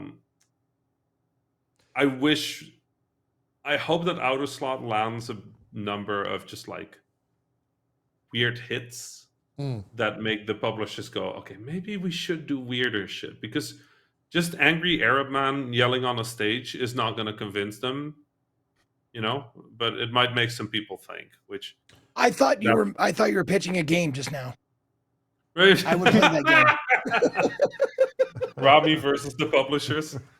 No, angry Arab man yells on stage. I would definitely play that. Is it FMV? If it's FMV, I'll definitely play it. I didn't realize that Outer Sloth was doing Neverway. Zeke, they're doing a lot. Yeah, I didn't. I just pulled up their Steam, like publisher list, just to see what they were making. Zeke, if you haven't heard of that game, it's kind of right up your alley. Which game? Neverway. You might have. Oh yeah, we saw this. We saw this at the most recent game the Galaxy thing. Yeah. Mm-hmm. What? Kind of a side question, I guess, that just spawned, Rami. How do you feel about all these like game showcases popping up? Or is that indies trying to fill the Galaxies is run by a couple ex-Twitch people. Oh, okay. So yeah, like is that just indies trying to help indies ultimately? Yeah, publishers, indies, anybody, like on every level of the industry, discoverability is a big issue. Yeah. Right. Like even for the big ones, like discoverability is even for AAA at this point, discoverability is hard. Right. Like just getting people to see your game is the biggest question of our time. And there's tons of games coming out, and a lot of them deserve better than what they get in the economy, but like people just don't have more money, right? Like it is what it is. So we're okay with coin flips, right? Like we like that's part of it. Like we know that we're hate the word, but we're entrepreneurs, right? But entrepreneurship just means you buy a coin and you flip it, right? And in our case, the coin is just 2 years of work with a team of 6 people. Like that's part of it. But right, I think the a lot of those initiatives are born from desperation and then work, and then they continue to exist, and they kind of get rid of that despair because they work. So a wholesome direct started as a desperate, like, nobody wants to talk about cozy games, right? Nobody wants to talk about wholesome games. Nobody wants to talk. And so they made their own thing. They put it together. And the first times, this was desperate. It was just like, fuck, nobody talks about this. Like, how are we supposed to make it? And then it kind of took off and it became bigger and bigger. And they sort of lose that desperation. It becomes a strength, right? And that has birthed an entire genre of, honestly, some incredible games, right? There's some really good stuff that is coming out there. It's that old adage, necessity is the mother of invention. Yeah. Right? If we need something, make it. Right. Well, and right now, the problem is that necessity is the mother of doing the same shit as Balatro. Yeah, well, Right? it's it's funny you say that. Funded. Because look at like what the Galaxy showcases that we just saw, right? So full disclosure, I was sponsored to watch it. Yeah, I dug into it a little bit. I was like, who's running this? The people running it are, ex-Twitch people. They brought this showcase in. They said, okay, we're going to show you 50 games in an hour. Now think about what that means. This ties back to exactly what we were talking about before. Like, we're not going to show you a few games with a ton of resources in it. We're going to show you 50 games, and hopefully one of these is going to be the next Schedule 1. Right. And I mean, when we watched that Galaxy thing, let's be real. There were stretches of that where in a 5-minute period, you'd see 10 games. Yeah. And there'd be like barely even gameplay for some of them. It would be like a title drop and then a 3-second animation and then next. Yep. That is the definition of a shotgun approach. I mean, these guys are literally going like, we're going to throw everything at your monitor, and hopefully one of these are going to stick to it. And hopefully one of these will be the next Schedule 1. One of these will be the next Pal World. And then we can say that this was shown at the Galaxy Award. So like the Galaxy show. So this show is like a direct response to what we've been seeing in the gaming industry. Yeah. And one of the reasons it was actually great and well-funded, and we watched, I mean, it was a solid show. Like we didn't see these shows back in the day because, just like Zeke said, we didn't need them. We didn't need these shows because all the money was going to the big shows, the E3s, right? The monolith thing. But just like E3 died, what's happening to AAA gaming? Right. So it's like we're seeing this reorientation of where they see the money coming from our gaming industry, and everything is going to be affected by this, including the shows we watch, the games we play, all of it. So I'm seeing a conversation happening in chat that I actually do want to sort of respond to, because somebody's saying, like, aren't there enough unique games? And somebody challenged that with like, well, which? And they said Balatro Blueprints.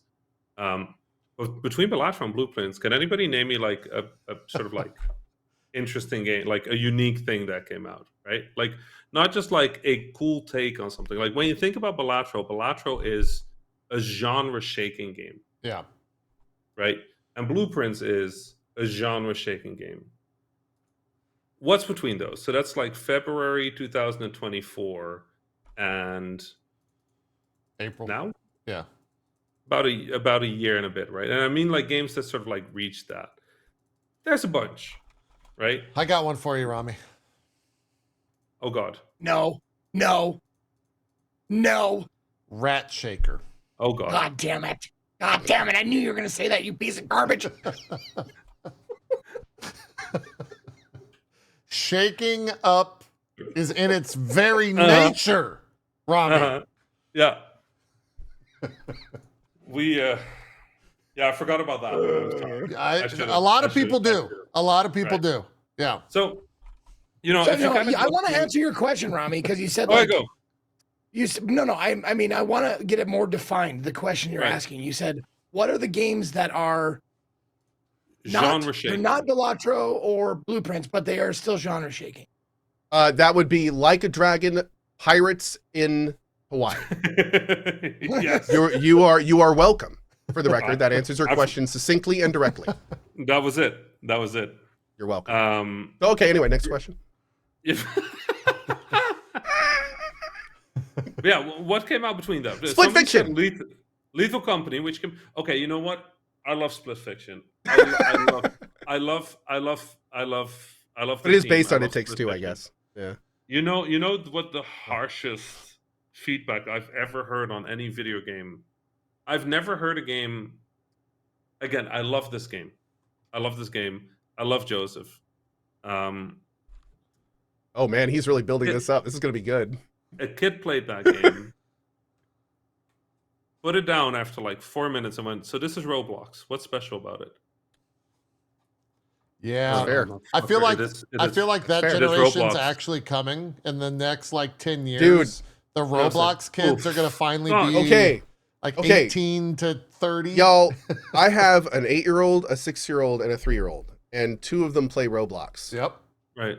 Y'all would have your mind blown if you knew how many of your favorite games have been directly recreated in Roblox, Oh, and that yeah. now young kids are playing them, having no idea they're even Where like they- experiencing the classics that we love.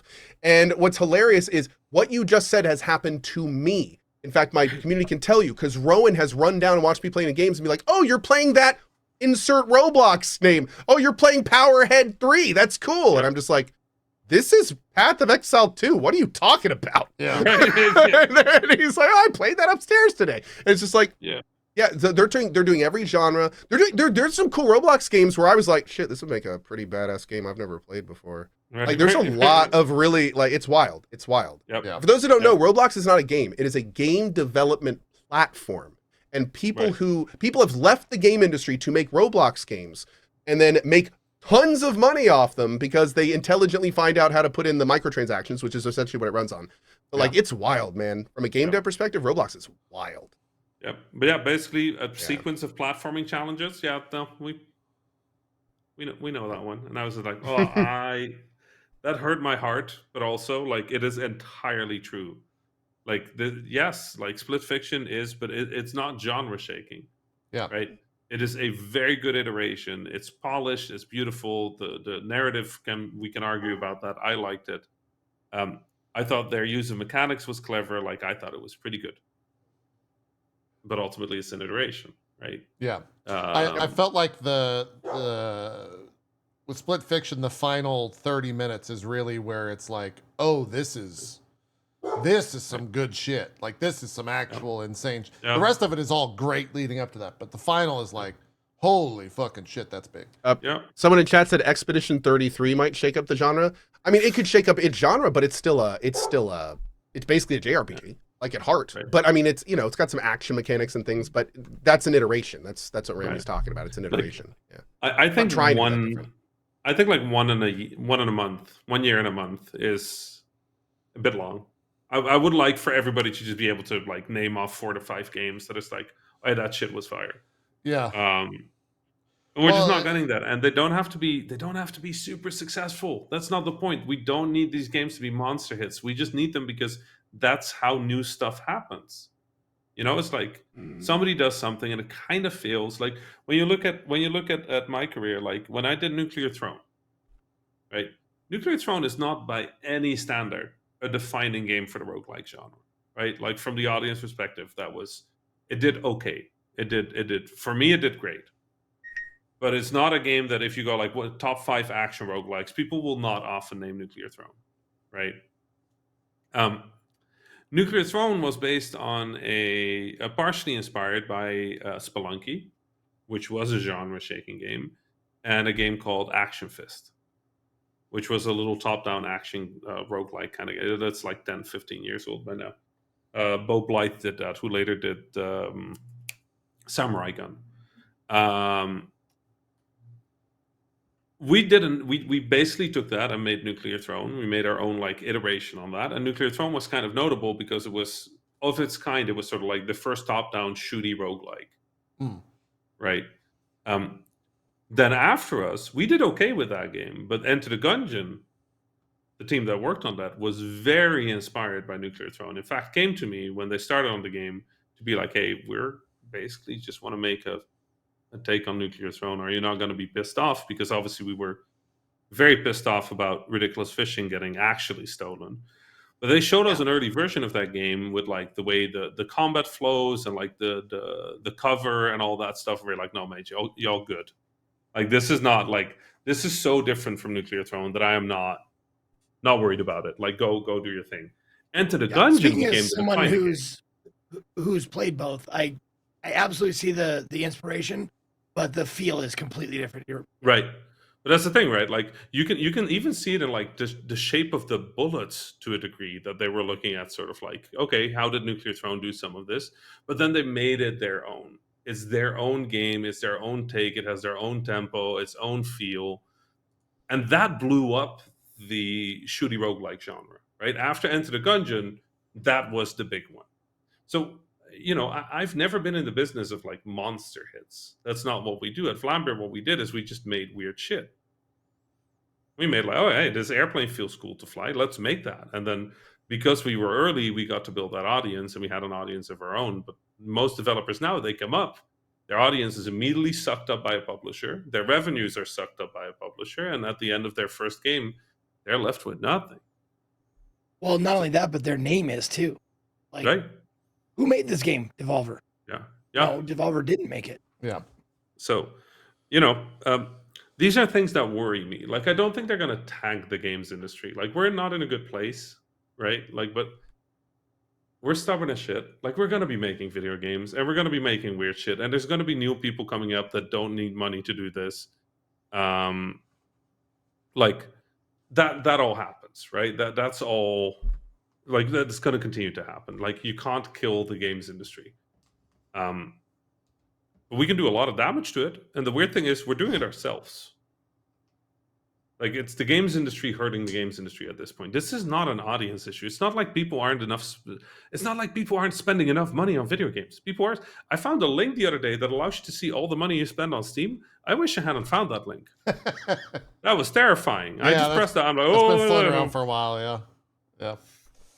Did not want that. I saw my favorite. I'm just kidding. I do my taxes every year, so I know exactly how much I spend. My favorite rendition of how much money I've spent on Steam was someone who opens up CS:GO boxes, finding out how much money they spent on Steam, and it was like 20 or 30,000 on games, and then 50 to 60,000 on boxes. Oh God. Ugh.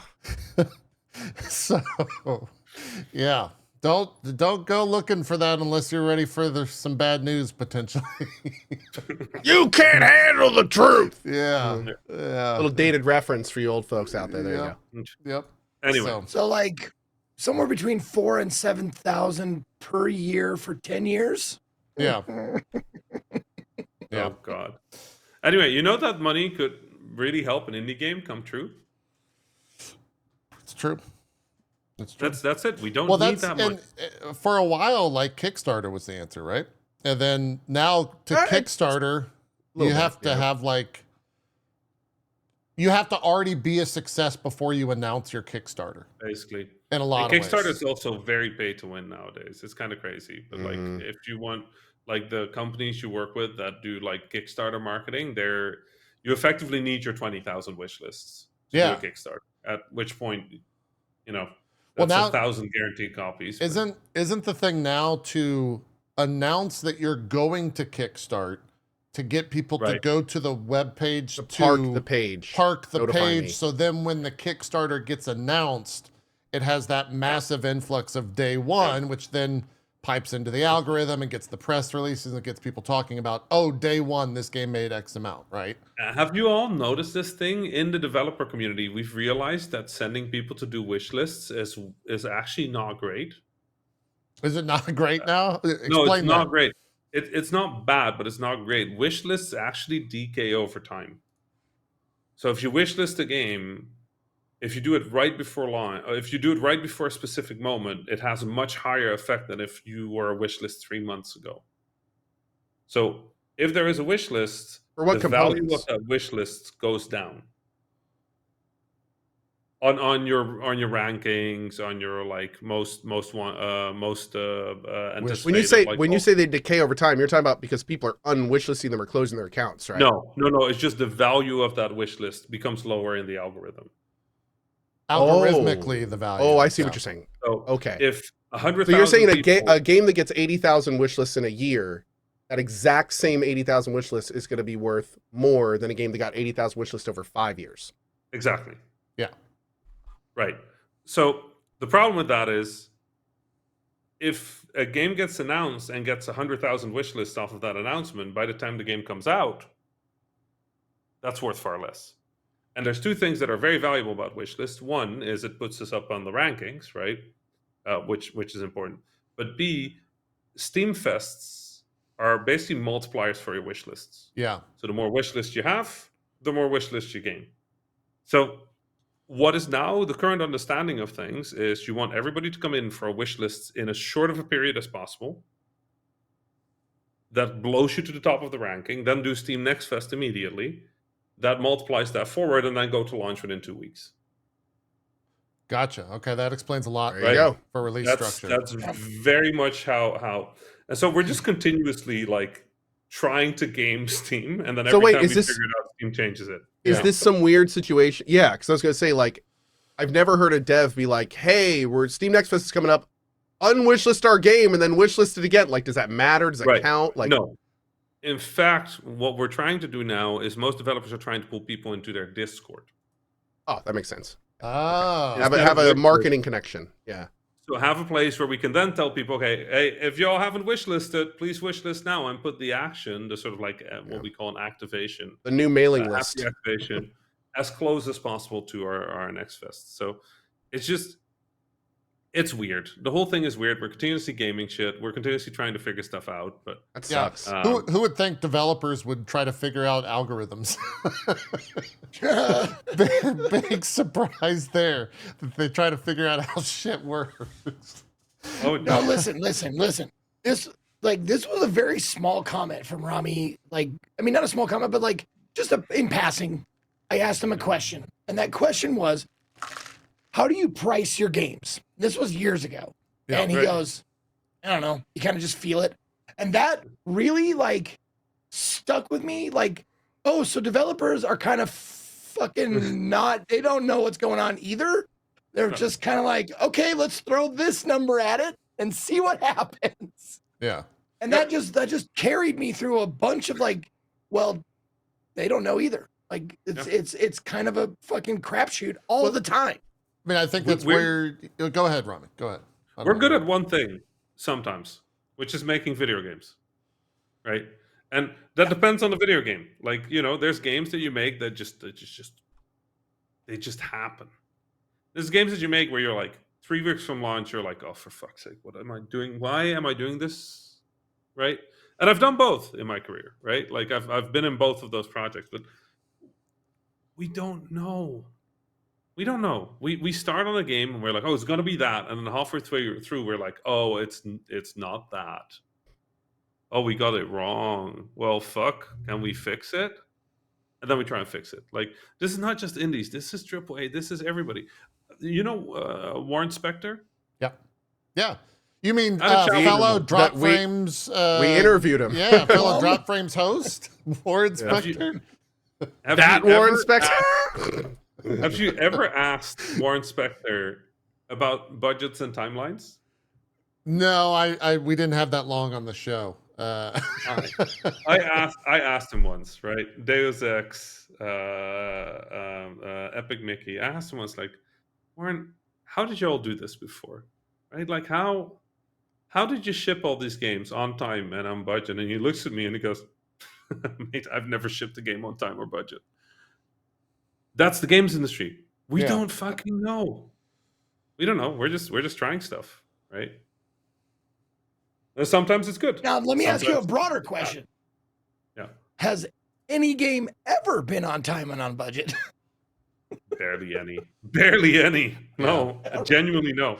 I think most publishers, when they sign a game, they already have like a 20% like, it's going to be late. It's going to be late, yeah. They just have a buffer period. It's becoming the same with like anticipation of games. It's like this AAA game announced coming out this day, and we're all like, "No, it's not." No, it's not. No, it's coming out maybe next year. You say 6 months from now? That means 18 months probably. Yeah. No, but that's how it is. Like we. Okay, but to be fair, we do know that it's just somewhere in the system. It was locked for that date, and they can't pull out of the thing anymore. So we're just gonna do the thing, and then we'll deal with the consequences later. Yeah, because Cheryl. Better to ask forgiveness than permission.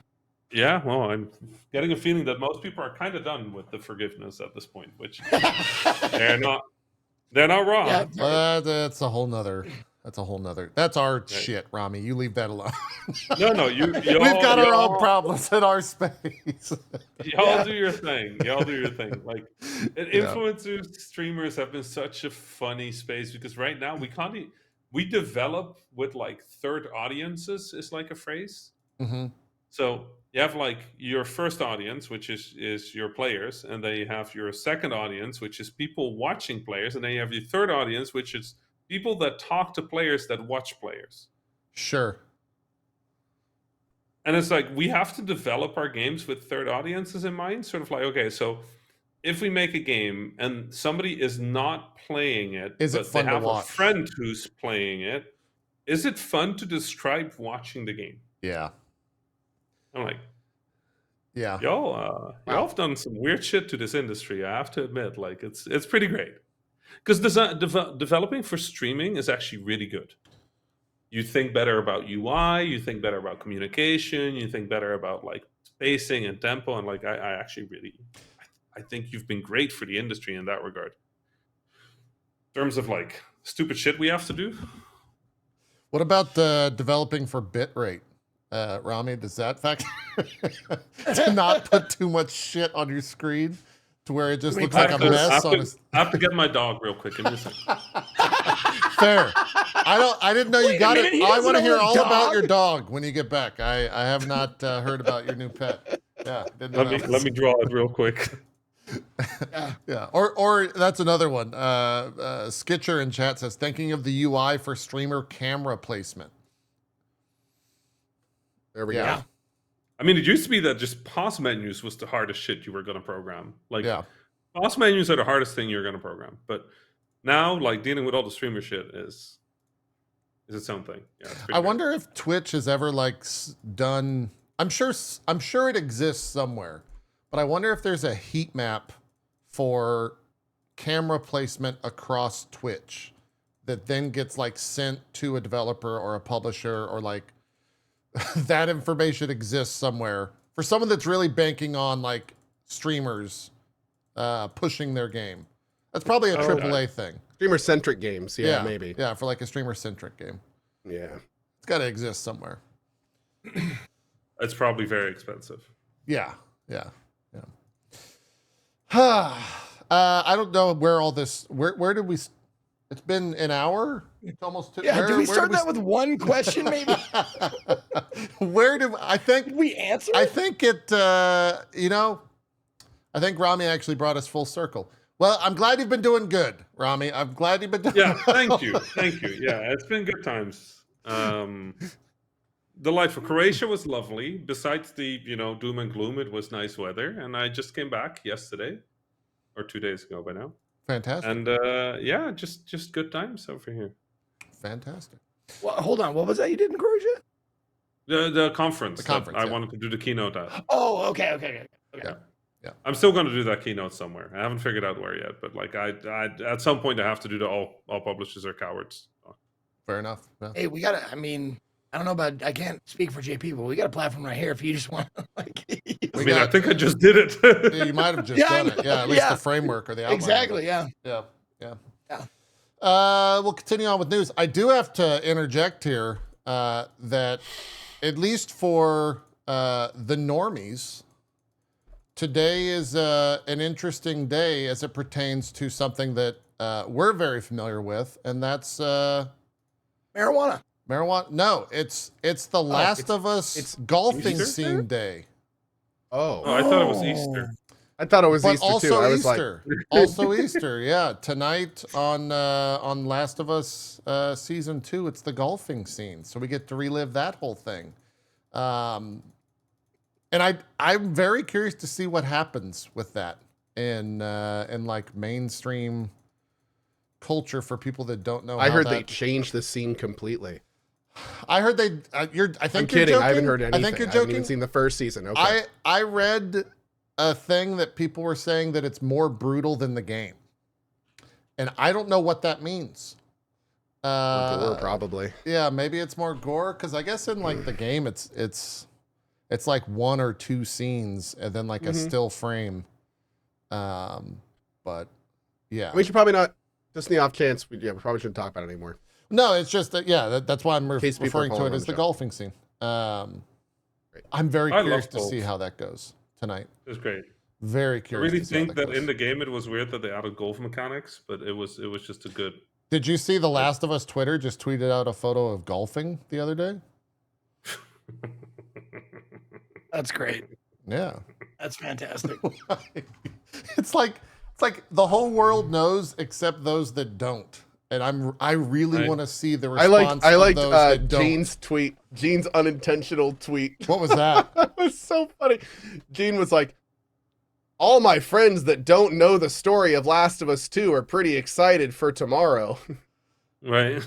He meant it totally benign, but then everyone who hates the story of Last of Us 2 was like, oh God, Gene is going after him. He's going for the throat. Oh, that's terrible. And it got like tens of thousands of likes. And then the next day, Gene just replies and he's like, oh, I did not expect this to blow up. I did not. Yeah. You know how The Last of Us season 1 had like that one episode where it's like, Bill and Frank, like the Yeah. whole sort of like Yeah, they yeah. just went up. Yeah. What if this episode is just two people playing golf for like 18 holes? It's just a round of golf with It's just, zombies. they're just that's the whole episode. They're just like it's like 12 holes. That'd be so meta. That'd be so great. And then at the end, it gets struck by lightning. And then like it ends. Oh man, that would be great. That would be fantastic. Yeah, it's that. I guess for me, the reason I'm so interested in it is like you watch Game of Thrones, right? I never read the book, so I never knew what was coming. But now I'm the book reader, right? Like I'm the video game player, so I know the story, and so I've never, since I don't read all that often. Now I'm like, oh man, I get to experience this, but it's really like, oh fuck, I have to experience that again. Because I've only played the game once. To say I enjoyed that experience would be a lie, but I played through it, and it was like fairly traumatic. So, yeah, I'm very it's happening on Easter. Like what the fuck? Like what the fuck, man? Just a nice family show to watch. Hey, maybe they'll bring him back. No, sorry. What the fuck? Like, what are they doing? They're gonna put him in a fucking cave and like put a like, oh man, yeah. So that's happening tonight. I will be paying attention to the zeitgeist around it, I guess. I have a list of people that watch season 1 that are not people that played the game. Like the person that actually used to cut my hair when I was in St. Louis was like, oh yeah, I love The Last of Us. I can't wait. I was like, really? Do you know anything about it? They're like, nope. Okay, I'm gonna give you a text randomly the next year or so. I honestly I was in a minority, but I remember the same feeling when I first saw Thanos in the first Avengers movie. When he's like, fine, I'll do it myself. And I was like, oh my God, they are doing the Infinity Gauntlet. Holy shit.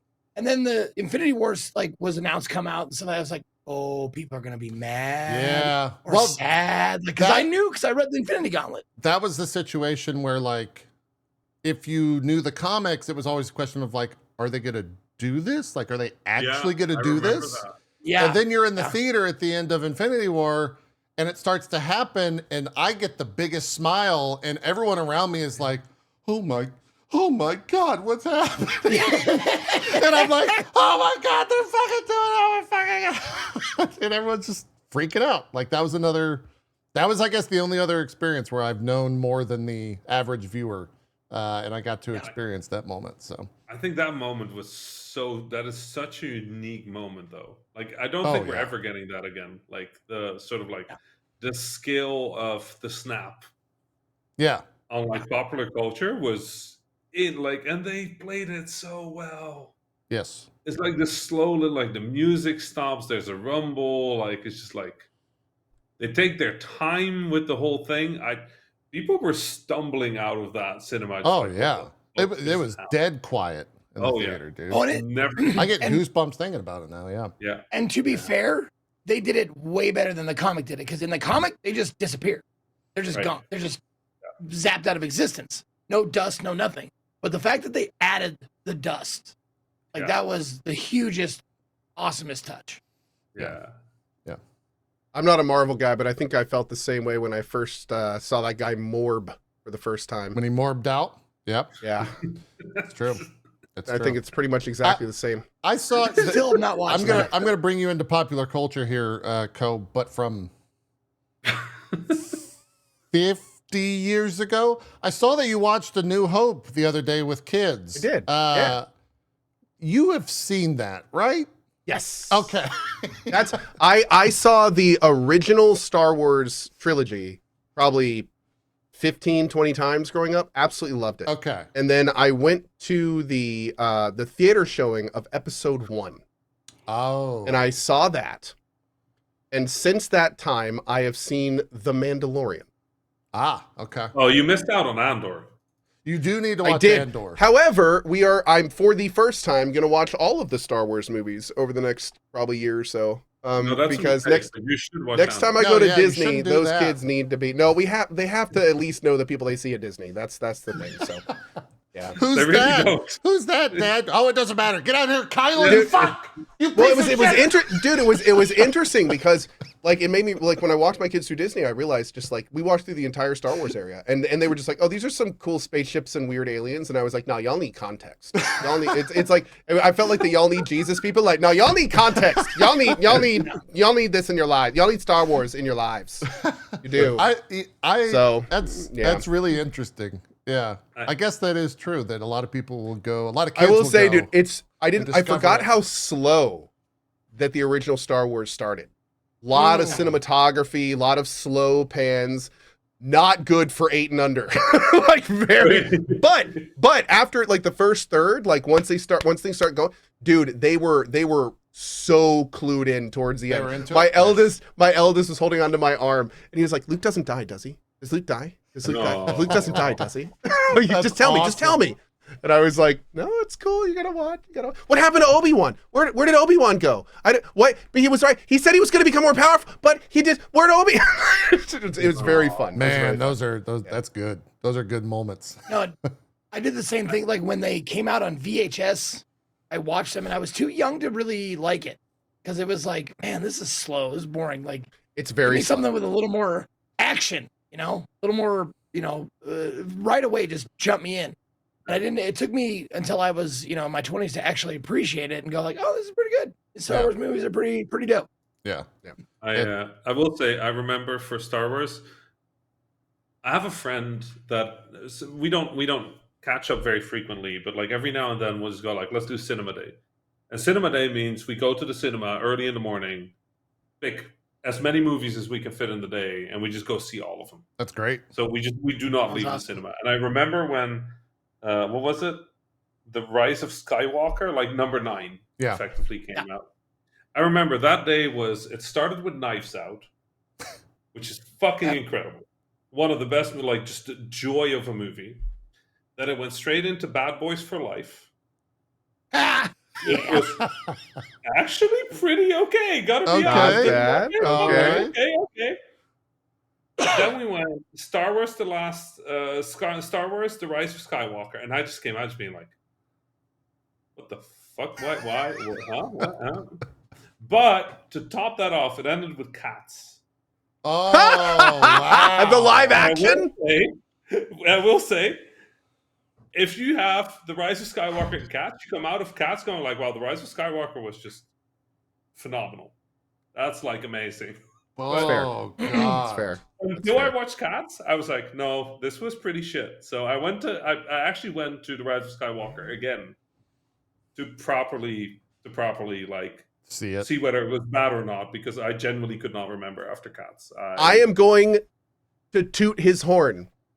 If you enjoyed your viewing of Cats, you should Google Ezekiel_3 live Twitter tweeting Cats. Yeah. He watched Cats for the first time and has a massive Twitter thread of his live reactions One of the best tweets Zeke has ever made. Yep. I have never been more aware of the seat I was sitting in a cinema than while watching Cats. I don't know why. I wanted my brain to be anywhere else than in that movie, and I think somehow a lot of people brought their kids to that movie, and that movie is kind of horny. Gotta be honest. Kinda. No, that it is. It's not good. Yeah. So it was just like I was just sitting there with my friend after Rise of Skywalker's Bad Boys for Life and Knives Out, kind of tired, just watching cat assholes with parents just being there like, oh my God. Oh, you saw it before the edits.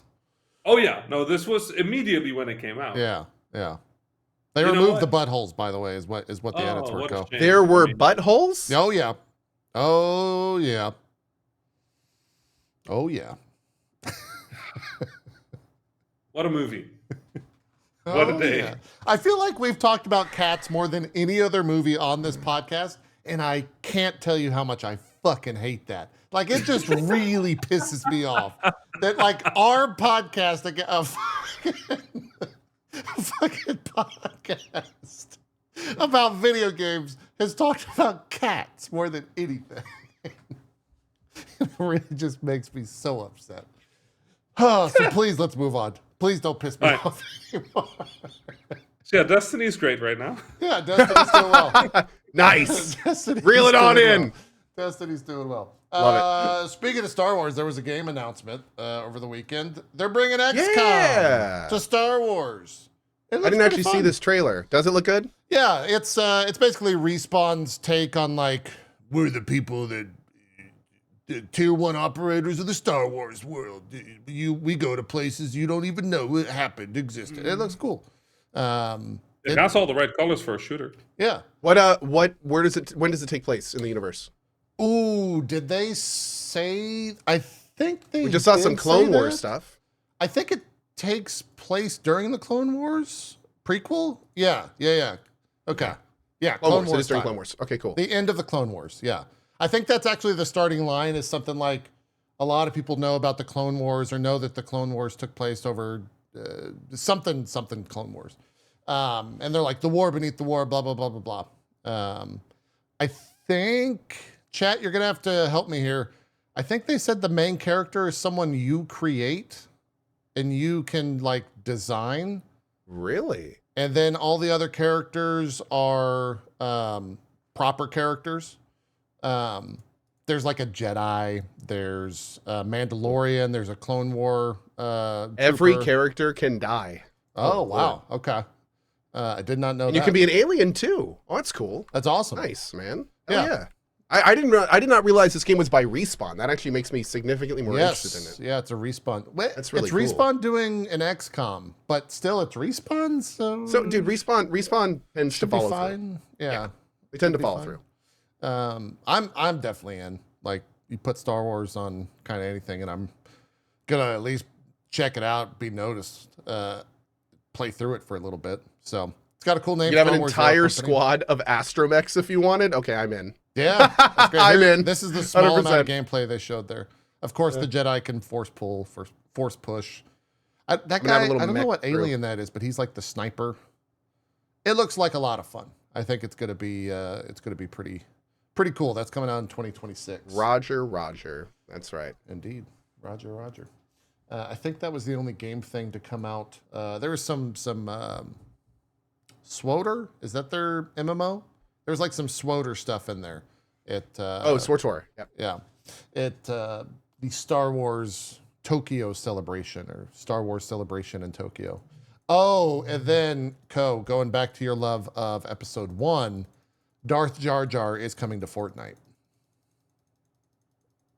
So, yeah. Wait, what? Yeah, Darth Jar Jar, the Sith Jar Jar, he's coming. You should have stayed in that film, Ko. It gets crazy. It gets wild. I could actually get behind that. You're serious, are you? You're joking? No, I'm dead serious. Darth Jar Jar is coming to Fortnite. Is he actually in the movies? No. Okay. He was Dude, I haven't seen the movie. I'd love to see him on some evil villain arc. He was a mean. I hated him. He's one of the reasons I stopped watching them. I'm so glad we got this cast Jar Jar. The reveal is he was responsible for the entire empire. He was responsible. He was the deciding fucking vote. The reveal should be that he was in on it the whole fucking time. That's the only thing that can retcon this for me. Oh, Like it. man. I feel so bad for the actor for Jar Jar that like, Oh, don't worry, it was all AI. oh, I wish. I think he does too, because So JP, just make this clear for me. You wanted to move on from cats, and now we're at Darth Jar Jar. Darth Jar Jar is cool, man. Like, what's wrong with Darth Jar Jar? We're getting there. We're getting there. I sent you my look at this. summary of cats. There's the Emperor. DM and Blue Sky. You know, there's Fortnite. Rami. This I might actually check out Fortnite because of this. It, like, looks. Oh like my God. fucking cool. It is Fortnite though. At the end of the day. I don't know. I bought the Adventure Time skins last week. Just saying. Oh, really? They got you on Adventure Time? Okay. My oldest is playing now, so I got to look fly. Yeah. Oh my I God. get it. Yeah. I get it. That's pretty great. Okay. I'm in. They've got like the Imperial Takeover, the Pull of the Force, Mandalorian Rising, Star Destroyer Bombardment, and Death Star Sabotage. I don't know what any of that means, but it sounds cool as shit to me. So that might give me, Man, they might give me a Fortnite. They might fucking do never it. mind. I can't say it. Okay. All right. It means giant bags of money. That's is what it it's means. true. Yeah. Yes. Disney money. The mouse is over there just shoveling money into. Well, it's actually Fortnite shoveling money into Disney. Really. Oh yeah. Like, Yeah. It's kind of both ways. They're just like shaking hands and exchanging money somehow. I'm fairly sure Disney probably paid Fortnite. Let's be honest. Like, But what? Yeah. Wait. You think so? I think that I mean, was the big deal is that they announced that. Yeah. So you think sponsor deals to Fortnite are to Fortnite and not the other way around? I think a lot of it is to Fortnite nowadays. Yeah. Do they do both? They can do Like, both. are there? Like, that's something that's always been like I've always been curious about is I like partnerships between something as big as Fortnite, as big as Disney. Like, who pays who? Well, I mean, everyone knows who Star Wars is. Like, everyone Right. knows what Star Wars is. So, but everyone also knows what Fortnite is. So, like, who Yeah, but wins? It is who knows what it is the big thing. It's Yeah. like we all know Star Demographic Wars. harvesting. But if kinda you thing. want 12-year-olds to love Star Wars, Yeah. you put it in Fortnite, That makes sense. right? Yeah. So, we're not particularly the target audience for Fortnite. It's not us, right? But we are the target audience for Star Wars. So if I was on the Star Wars side and I was on the Fortnite side, if I was at Fortnite and Star Wars came to me and hey, like, could we do something? I'm like, sure, pay me.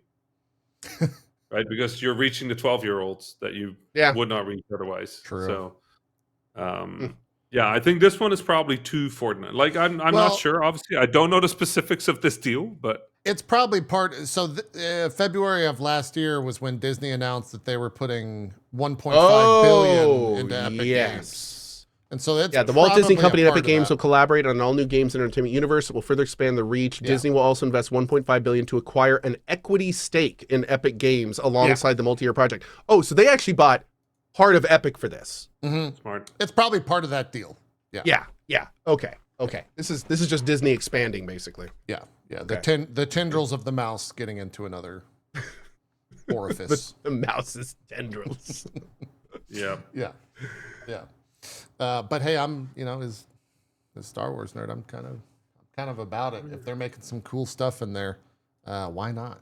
That's kind of like what Tencent did with Ubi. No, that's it is that's completely what different. Tencent is doing with Ubi is completely different. We don't know what that is yet. We don't know what it looks like. I mean, it could be a purchase, a takeover, like that.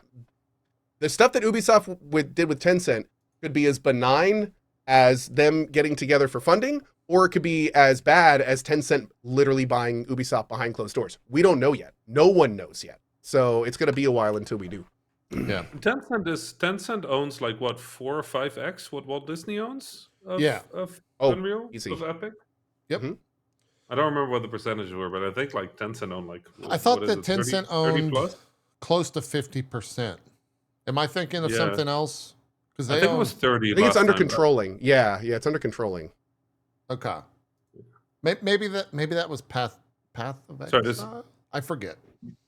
I don't remember. Tencent owns a lot of shit, and I forget Yeah. exactly the percentages. It's that they crazy own. how much is now. Kumimoto from sorry, Kumimoto from my chat brought up an interesting point. Epic being purchased by Disney. Epic Mickey remake, maybe. Somewhere War Inspector is crying. War Inspector is like, oh my god, I can be late with a game again. Yeah. Didn't they just remaster that already? Well, I just out of curiosity, what do you think of War Inspector's new project, Rami? Oh god, I missed that. I heard about it, but I haven't looked at it. It's a multiplayer thief. Yeah, thick as small thieves. group competitive multiplayer group game. And the thing that's wild is they want to recreate like the single player immersive sim feeling in a multiplayer environment.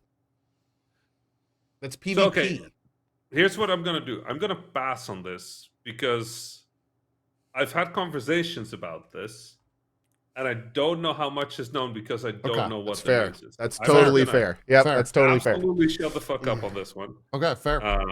But next time, bring it up again, and I will make sure that I check into it this time. Fair enough. Okay. Will Because do. that conversation was actually in the context of this project. So Got it's it. like, how do you ship on time? Who knows? It's just so nice that he went like, you don't. Like, okay, I feel much better about myself now. There was a lot of conversation. I don't know how much there will be here because I think we've kind of all seen it before, and that was my take on this. Was like other people have done it a lot. Why is this? Anyways, Marvel Rivals has announced / put in the idea that you can pay for essentially recoloring of a handful of costumes. I think it's about $6 or a handful of skins, I should say. $6 for different colors on a costume. The same thing that like League of Legends has done with their chroma on pretty much every skin that has existed in there. And that came out, and of course the internet went to shit about it, which Yes. yeah, do you guys have strong takes on that? I think I'm just old, so I was like, it's been done before. It's gonna happen again, and I moved on. No, I thought we were all cool with paying for cosmetics. I thought that was a cool thing to charge, Right? Because it doesn't help the game. It doesn't make you better. It just changes like what you look like, and I thought we were all fine with that. So it's a tiered discussion. Yes. The first part is what is being charged for. That's the first discussion. Once we've okayed that and moved on to the next discussion, it is what I'm paying for any type of value. Is this a price that I will feel good paying, or is this a price where I'm going to be paying $55 for a weapon that's the same as default but red instead of white? Now that's not what I'm saying is done here, but that's like an egregious example of what we're talking about. There's a difference between charging $2.50 for a sword cosmetic and $50 for a sword cosmetic. That's the next discussion. But you can see what you're paying for beforehand, right? It's not like you're taking a gamble like, oh, it's just her wrist that turns her wristwatch. That's true. Red. Yes. Arguably, even the most egregious cosmetic costs are still far better than any type of gamba or gotcha or thing like that. Because the player has full agency in knowing exactly what they're going to get for their input, and they can make that informed decision. The part to not think about, though, is that a lot of very young kids will be playing it that have access to their parents' credit cards. A lot of people don't have good control when it comes to their favorite IPs. So a lot of times there's this secondary discussion where it's like, yeah, it might be okay to do, but should you? And that's a different thing. Like, is it okay if we have a free-to-play game and have 5 skins for a character that are just different colors and they're all $100 a piece? Like, sure, we could do it, but like, why aren't those $10? You know, like there's other discussions to have with it. There's scummy practices and not so scummy practices. Another good way to think of it is the term ethical charging comes into play. There's ethical cosmetics and there's not so, whale cosmetics kind of thing. Yeah. I mean, I think it might be cynical, but it's... Why do any young kids have access to their parents' credit cards? Because their parents give them their phones or tablets or computers where it's logged in. Believe it or not, it happens. I know all the time, it sounds crazy, non-parents, but it does. Yeah. It happens all the time. But yeah, it sounds cynical, but it's almost they've invented microtransactions, not invented because this has been done before, but it's microtransactions for your microtransactions is essentially what it is. because you're buying colors for a skin that you also bought. So, yeah, not the first to do it. Won't be the last. Destiny does it. I think most like AAA games like this are doing it, right? Like, I want to say League. I don't know if League was the first to do it, at least in the way that League does it, where there's like 10 chromas for every type of skin you can buy in the game, and it's just a palette color swap. So, yeah, PoE I guess even has it in a lot of ways. So. Smite did it first. There you go. Did they? Yeah. Okay. I don't know. Makes sense. Dad was saying that. Yeah, in a lot of ways, Valve invented hats. Yes, they did. Valve invented hats. Without question. Let me see if there's any other news stuff. The Baldur's Gate 3 patch, the final patch came out. We talked a little bit about that last week. It's got all the 12 new subclasses and whatnot. Photo mode, crossplay. I hear that's fine. I'm curious, actually. Coat, have you played and I forget the name of it, but it's the Rogue like that was modded for that game? Telminster's Stories or something like that? Didn't play it. Okay. I've heard okay things about it. I was maybe Trials of Tav? Trials of Tav. Yes, there you go. Yeah. Thanks, chat. I was thinking of checking it out. I don't know if that update broke the mod or anything, but we'll see if I check it out. Cool. I'm scanning and see if there's anything else. Rami, are we missing anything that you can think of? No, somebody in the chat asked what I thought about the EU initiative for microtransactions and value. I mean, it's a big discussion over here. Like I work in policy in the Netherlands as well, so I help the government figure out their games industry sort of attitude, and this is a big one. I mean, there's obviously different parts of the industry kind of having a discussion here, but like I think the EU has always been good at sort of being very aggressive towards anti-consumer practices, I think. Scams.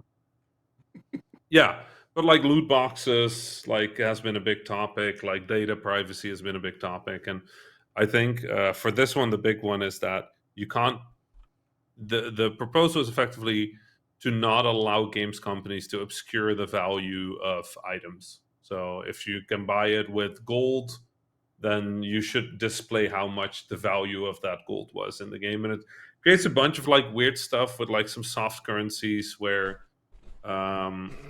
you can both buy them and earn them in the game. Because like, what is the monetary value of that at that point? Like, yeah. So there's a lot of discussion about this one, but like I have found that generally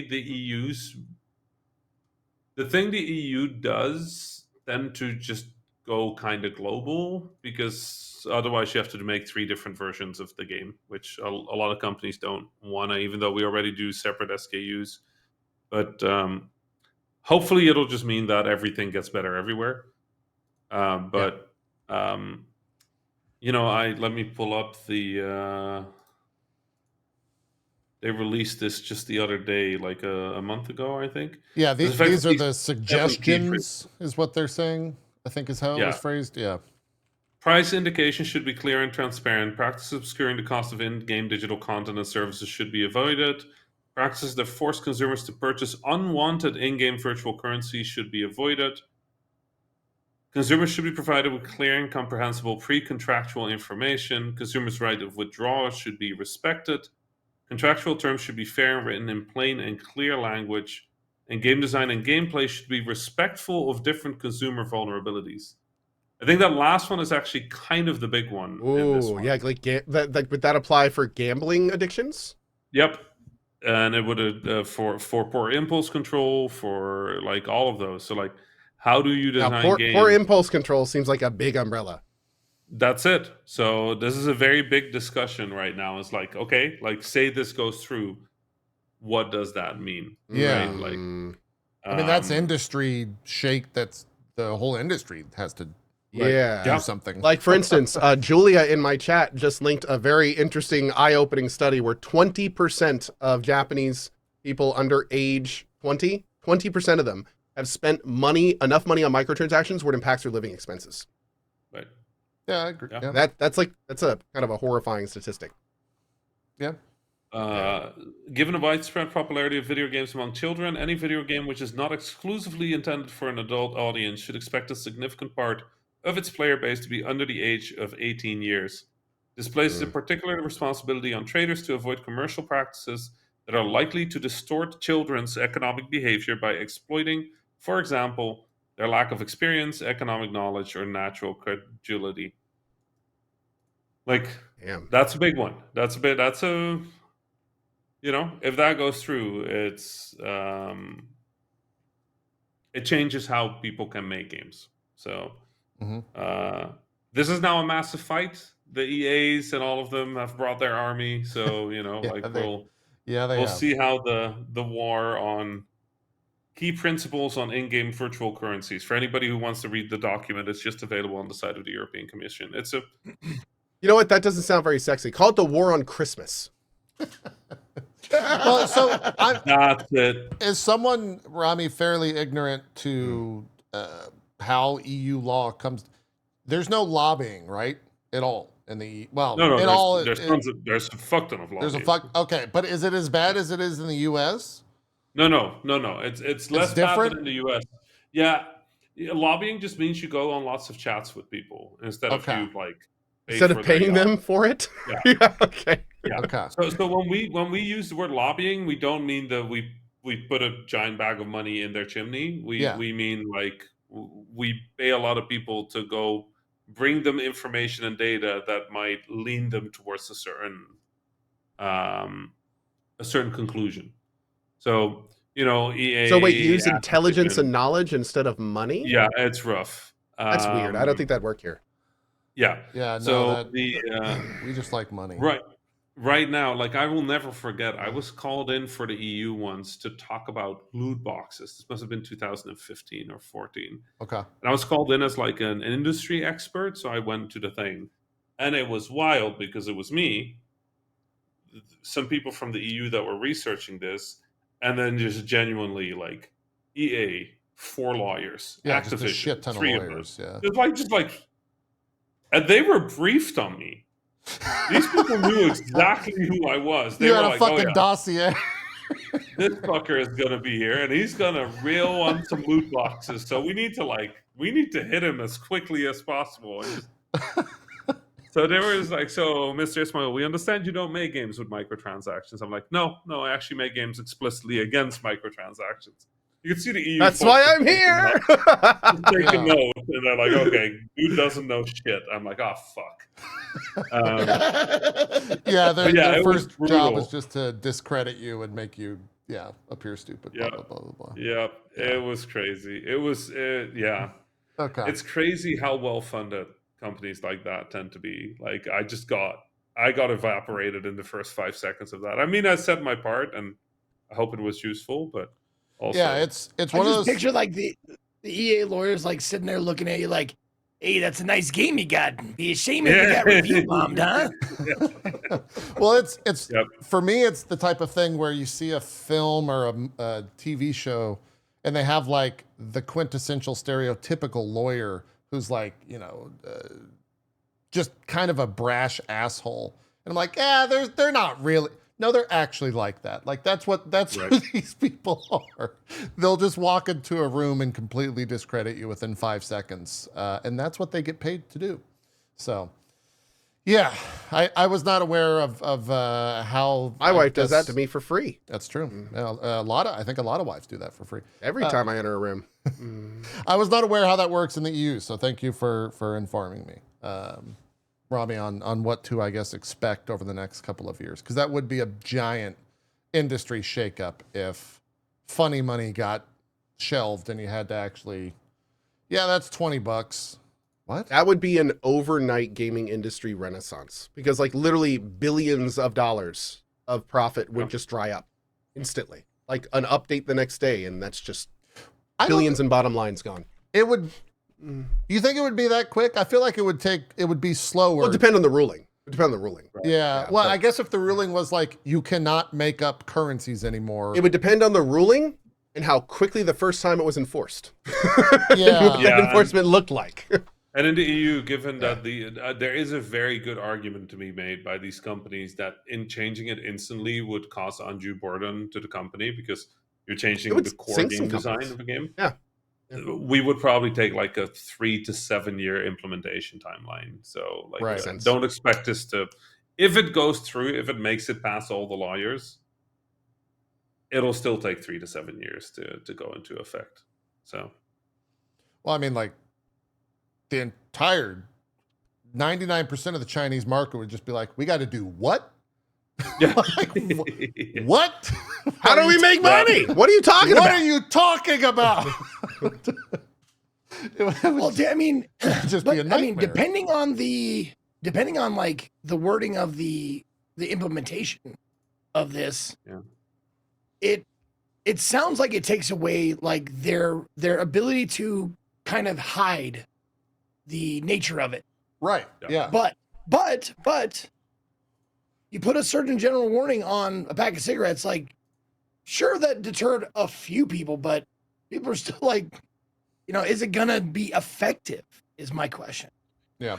I mean, the point is that this game has gambling, like right on Front Street. They're like, you will gamble in this game. You will bet money and lose it a lot of times. And everybody's like, okay, cool, I'll do that. Yep. Yeah, well, I think it's also big though for like parents and there's a lot of other situations where knowing exactly what's in a game is very important, like for educated decision making. Yeah. So it's still important. Yeah. I think that like the nice thing about the EU is we do have that overweight, right? Like the US is how many people? Like 300, 350 at this point. Like I think the audience size like people. Like the EU is like 700, I think, total across the region. So we have that overweight, but it is a really big change, and it would fundamentally change how games have to be built. Which I think, who knows? We'll see what happens. But the conversation has made a lot of game developers that do rely on these things very nervous already, which sometimes that's good enough, that they're like, you know what, let's just not build shit that we're going to have to take down in 3 years. Let's be a little bit more careful. I just imagine like a C-suite just laughing for like 10 minutes at what you just said. Like, we're going to do what now? Nothing's changing for us. We're going to stay the course. And then maybe if the lawyers don't work out, then maybe we'll do something different. But yeah. We've seen this before, though, when laws didn't go through yet, but just the fact that they were being discussed in the EU was enough to make some companies go like, how about we don't do that? Which is good. Like somebody in the chat. What was that specifically about? A bunch of like loot box related stuff that was sort of like starting to proliferate through Europe, and effectively loot boxes originally didn't get banned, but there were 2 or 3 smaller countries that went like, we're going to start working on this. And then effectively a lot of companies just kind of went like, hey, we're going to just completely redo how our loot boxes work and communicate. But actually we're faster than the laws that were supposed to force that. Okay, I vaguely remember that. Yeah, that's right. Yeah. That didn't Overwatch change something about their. I think Overwatch had some sort of changes in game for that, but. Right, there was a bunch of stuff that just came out then all at once because all the companies were like, we should probably do something about this. Yeah. Dealing with the fines is usually not that big of a problem, but the EU has finally figured out that the best way to do fines is to just take a percentage of global revenue.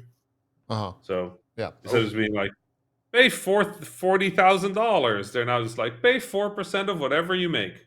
Right. Yeah. Speaking of Overwatch, this got shown, by the way. The Overwatch 2 Stadium. It's a new like best of 7 game mode coming to the game.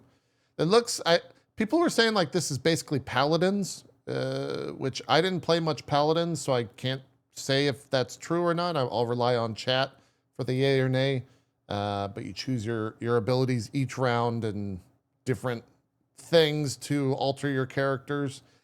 I don't know if it's going to be enough to bring back the whole like Overwatch is not, or I guess to dismay the Overwatch is dead commentary, but we'll see how it goes. Maybe it gets enough people to get out of Rivals and back into Overwatch if that really is their biggest comparison or biggest competitor. But I saw it came out and people were pretty positive about it, so I thought it was worth mentioning when we brought up Overwatch. I don't know what the launch date is on this. Does it say April 22nd? So 2 days from now is when this whole process will be starting. And yes, they will have more skins before you even ask, because that's what everyone cares. Can we color them? Well, you've got these skins right here, Rami. You got some anime girl skins. Are they doing a swimsuit thing? That's Wait, Rivals. that's Marvel. That's Rivals. Rivals. I'm Watch. sorry. Yeah, this is like Sailor Can't wait Moon for that. Watch. I can't, yeah. Rivals is knows how to print the money. They brought back a 30-year-old dead idea for what Ko is referencing with a swimsuit comic issue, and they're going to take said swimsuits and put them into Marvel Rivals. Yep. And make $1 bajillion probably. And so many jiggly thighs. Oh God, yeah. If you guys the want jiggles. some jiggly thigh footage, go to my Twitter. I've got the primo jiggly thigh That is footage. the worst sentence. He also has some Marvel Rivals stuff on there. Oh God! Holy fuck! Oh God, dude, it's crazy. When you buy that skin in Rivals, and I heard this from a friend. When you buy that skin in Rivals, Sure you did.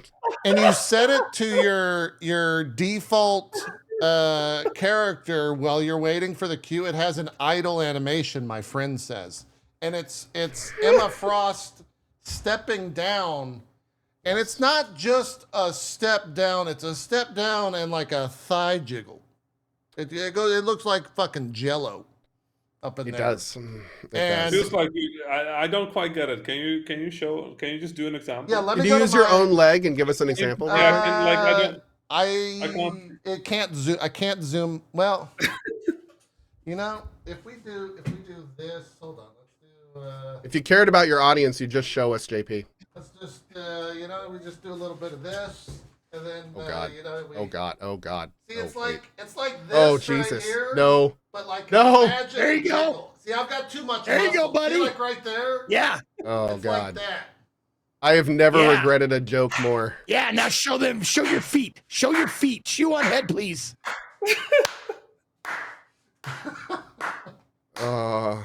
You asked. You did this. That might be bannable. That might be bannable. It should be bannable. I'm pretty sure I saw JP run a red light while he did that. Maybe. I wasn't looking at chat though. So we're good. We're good. Anyways. I have such a hard time explaining to my parents that I have a real job, and then we all do shit like this. It's very true. Look at this. I'm going to show you the actual footage though. This. Now we got to compare it. Yeah, I mean, look at this. It's crazy. Look at her. Look. It's like the new boob jiggle. Oh my God. That's think that looks crazy. That's That too looks much. like That's honestly too That's- much to be believable. I don't like Wait, it. wait. Can we do her boobs jiggle that much? No. Wait Why a are we second. do- Wait a why are second. we- Hey, JP, My that's not- immersion that's is not haram. ruined. Haram. No. Haram. Infinite haram. Turn it But off. there's also boob tape, which you can see in the actual model itself. So maybe the boob tape is stopping that from happening, Co. Astaghfirullah. Happy Easter. Happy Easter, everyone. I am so disappointed. And that's why Rivals is making $1 billion right now, ultimately. Yeah. Yeah. And as Co said, swimsuit coming soon. Yay. Yeah. Very Mom, excited for Dad, that. if you're watching, I swear it's a real job. Yeah. I swear. I just stopped fighting. Hey, Mom and Dad, don't let them fool you.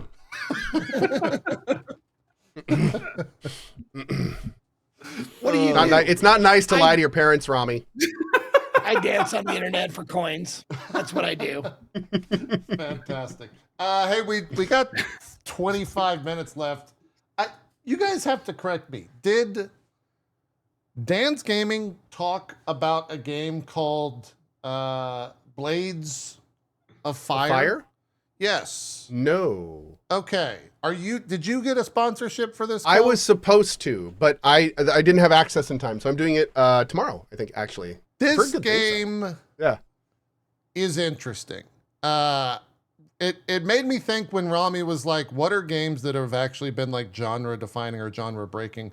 I don't think it goes as far as like breaking the genre, because it's an action RPG. I wouldn't say it's a Souls-like, it kind of is a Souls-like, but it's indie without question. This is their own engine as well, which I thought was pretty impressive. Oh, wow. Nice.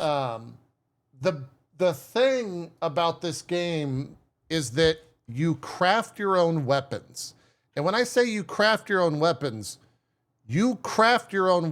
down to how long the blades are, what type of cross section, what type of pommels, hilts, and then you have to forge them.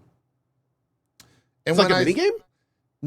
It's, yeah, I guess it's a mini game. Yeah. Hold on. Is there a chance you're bad at it and they break like after like one hit? So there is a chance you're bad at Oh, it, no. but it doesn't break. It Okay. refers to how many times you can repair the weapon till it breaks. Oh. So Limited. Okay. this is Durability. is the little cutscene here, and then you actually start to craft. And I'm crafting, I think this is just the normal sword. And so you put it on the forge, and then there's this. And the idea is you have to get all of those things basically to fill that line. And as you get the weapon crafted better, you get more stars. And as you get more stars, you're able to repair it more so that you can use it in combat, because the combat is YXAB is like up attack, left attack, like down thrust, or right attack. And you know how like when you're playing the Souls games and sometimes you walk up to a tree and there's a guy next to a tree and you strike at the tree and your animation goes through the tree and hits the guy? In this game, it stops and it won't go through the tree and it fucks your sword up. So you have to swing on the other side. So instead of hitting X, you have to hit B. Or you have to, if you're closed in, you have to hit A so that you do like an upward strike.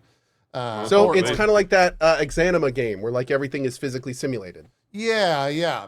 I don't know how extreme that was in terms of the simulation, but similar to that. Yeah. We have a thing in the industry where we always say there's always something in the water, and it's funny because this is the second blade forging game I've seen in a while. There was another one called Blade Song that I don't think is out yet. Okay. But that one has like forging to the extreme. But I think the point of that game It's forging. is just forging. I'm sure they're building other shit around it, but like you could make like lightsabers and stuff in that one. It was really crazy. Wow. And they were doing play tests, and somebody made like a duck that was a sword. And it's just like, you can really kind of build whatever you want. Like, I don't know if there's video of that one already, but I remember seeing that at one of the events last year. It was called Blade Song. I was quite impressed by it. It really looked like you just kind of make every sword. But this, I mean, building an entire action adventure game around it seems like a fun thing. Yeah, and you get to name your swords or name your weapons, which I didn't think about it after the fact, but I named my first weapon like Chat, right? And so as I used the weapon more and more, and Chat got into the idea of like, oh, you know, he's got a weapon named after us, I was like, I kind of like this weapon just because it's named Chat. Like there was an affinity towards the weapons because of the fact that I quite literally hammered it out in the anvil and then named it. And I had never experienced that before because like, yeah, I have affinity for weapons in Souls games, but I never had one where I got to name it and I made it. And so that interaction, while it was like fairly superficial, it still was like kind of fucking cool. Like There are many weapons forged, but this one is mine. Yeah. Yeah. Oh, don't pay attention. Okay, never mind. I made the jump this one. The combat's kind of floaty. Animations It's a are little janky. Is it janky? Yeah. Like it's fine. The voice acting is like strangely kind of good, which I didn't expect at all. Story is fine. But like just the gameplay itself is what I was most interested in when it came to like crafting. The way that you learn new weapons to craft is by killing an enemy X amount of times. And so you'll encounter like a new enemy and it's like, I don't know, an undead skeleton and you kill 60 undead skeletons and then you can unlock this great sword that I have right here that I just missed that jump on. Yes, you died, by the way.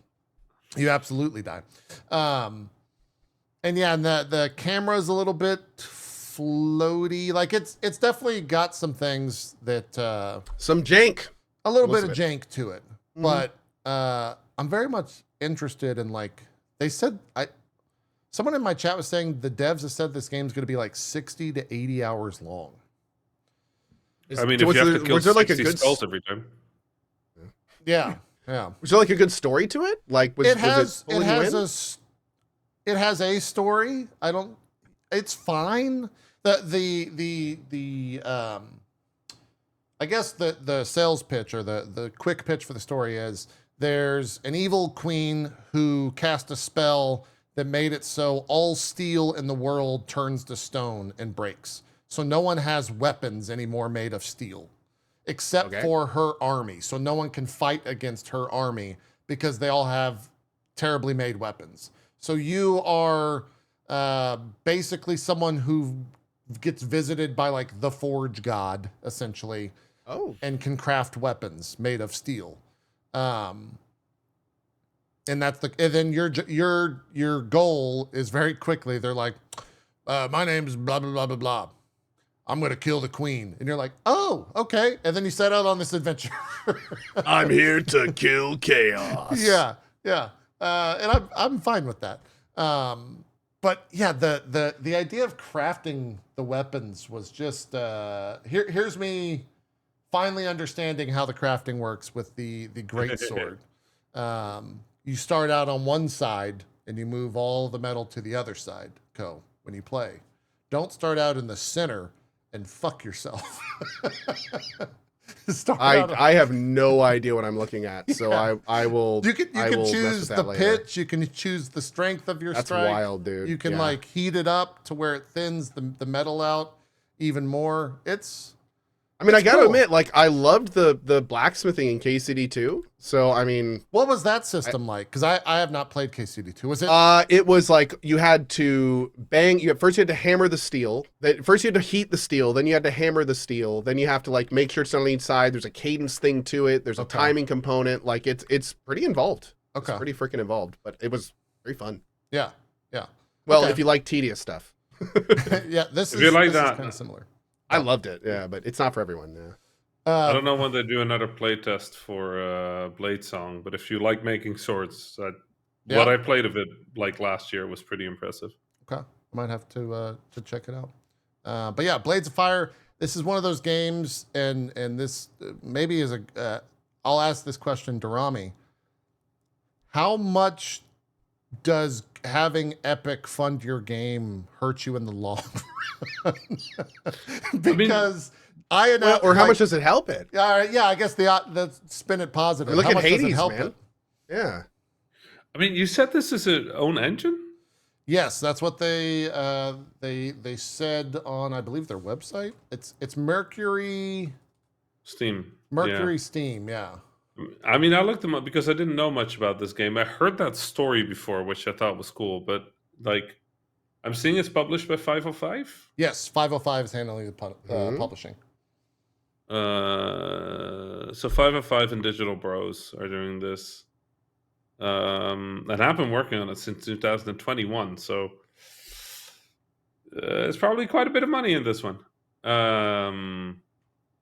Yeah, is Epic involved in this though, in funding it? Well, it's only available on Epic Game Store right now. There's no. So it's Steam an Epic page. exclusive. Yeah. So is that an exclusive thing? I guess is what that means. I mean, they probably did an exclusivity deal. Yeah, there's probably a giant bag of money involved in that one. Yeah. I mean, I'll be honest. For a game like this, I would probably do the same. Yeah. Gotta be honest, because a giant bag of money is guaranteed, and people buying game is very much not. And people buying weird game where you name swords, also not guaranteed. No. Also, it's a janky ARPG. Right. So chances of this going big are relatively small. So I would take the Epic bag, honestly. But, yeah. You know, if it does really well, it'll eventually come to other platforms. That's kind of how it. That's how it goes. Right? Okay. Yeah. And right now, safety is good. So if anybody wants to give you a big bag of money, take the big bag of money. You got to be honest. Yeah. Well, I wouldn't say that I'm expensive when it comes to marketing this, but for anyone to sponsor a stream, I figure you have to have some like big pockets, because if you're doing that to one streamer, you're doing that to multiple streamers, and that's a big amount of money. Yep. So that in itself, I was more inclined to be That's the publisher recoup, though, is something important to mention there, especially with 505. Yeah. So 505's paying it, and they got to pay them back. Yeah. Hopefully. Yep. Out of revenue. Yeah. Very, very interesting, as chat's pointing out. This is the developers behind Metroid Dread. The same developers. Oh. Whoa. Which was really good, that game. Yeah. That had no business being that good. Yeah. Dang. They also put out Castlevania Lords of Shadow. The side scroller. No, Lords of Shadow was the 3D, the fully realized 3D Castlevania. Yep. Oh, game. I was thinking of the never mind. Yeah, I was thinking of the side scroller Kickstarter. Yeah. Never mind. So they've got a little bit of Castlevania, Metroid. Clive Barker's Jericho was also there all the way back in 2007. I remember that game, yeah. American McGee's presents Scrapland back in 2004. They had a game just called Zombies on the Nokia N70 in 2006. So pretty cool stuff there. But yeah, I had never played a game where you craft your own weapon before. Quite literally craft your own weapon instead of just go and collect all the resources. It's an interesting thing. I was with the chat saying it reminds me of a more complicated Dragon Quest, like 11 or whatever, when you pound out your new weapons. Yeah. I remember what that's you right. mean, yeah. That's right. Yeah. Sorry, you said Dragon Quest, and my mind immediately filled with that fucking soundtrack. Because that's all I hear whenever I think of Dragon Quest. I'm always so terrified of games allowing you to name stuff. Did you ever play? I don't know if I ever told the story, but did you ever play Crashlands? Oh yeah. Kind of like what is it? Top down, right? With the little bouncy guy, bounce around. Yeah. Just Crashlands 2 just came out recently. Yeah. Anyway, in the first one, you get like a pet early on, and I was like, "Oh, that's cute." And so I named it after the girl I was dating at that point. Oh, I was like, "Oh, that's cute." And so you have this little pet following you around. And the third mission of the game is like, "So now it's time to milk," and then my girlfriend's name, and I'm like, "Yeah, no, we're done." I'm like, I just shut the game down, and I just never played it again. I don't know if it beats that, but we did a sponsored stream recently for Dreamhaven's Sunderfolk, I think is that the name of it? It's like they're like second screen RPG game. Oh yeah. It was like me, Day9, Guys Mexican, and Bruce. And we're doing this big sponsored stream for it. Day9's obviously very well beloved from that dev team. Or from the publisher Mike Morhaime, and goes way back with like StarCraft. Knows all the people there. So we're doing the sponsored stream, and in the game, when you get up to certain quests or certain objects or certain enemies, it'll randomly choose one of the people playing on their phone and say, "Hey, there's a thing name it whatever you want. Oh, So Oh, you're no. in this cave, and you have to find the thing. What is the thing that you're searching for here? That was what the quest did. And it popped up to Sean, and Sean posed the question, what should I name the MacGuffin that we're getting in this cave? Keep in mind, this is a sponsored stream. Oh no. no. I promise you can't actually guess. Someone in the chat goes, yeah, that you're looking for Bitcoins. And we're all like, oh yeah, that's funny. Yeah, Bitcoins, sure, let's name it Bitcoins. Okay, he types in Bitcoins, and then on all of our screens, it says like, all right, so you're in the cave looking for Bitcoins. About 10 minutes goes on, someone joins the stream and goes, hey, does this game have cryptocurrency in it? Is this a crypto game? And we're just like, oh, fuck. We're doing a promotional sponsored stream, and we just put Bitcoin in the fucking game. And now people are thinking it's a crypto, like Web3. Holy shit, that's good. Oh, because like the second, that's like blood in the water for sharks. Yeah. Because at that point, the rest of the stream is just about crypto. Like Yeah. that's what the stream is about. People start talking to each other about it. And Oh, man. I can't believe JP would take one of these sponsors, y'all. I thought I knew him. Dude, What happened to day 9? He does Bitcoin now?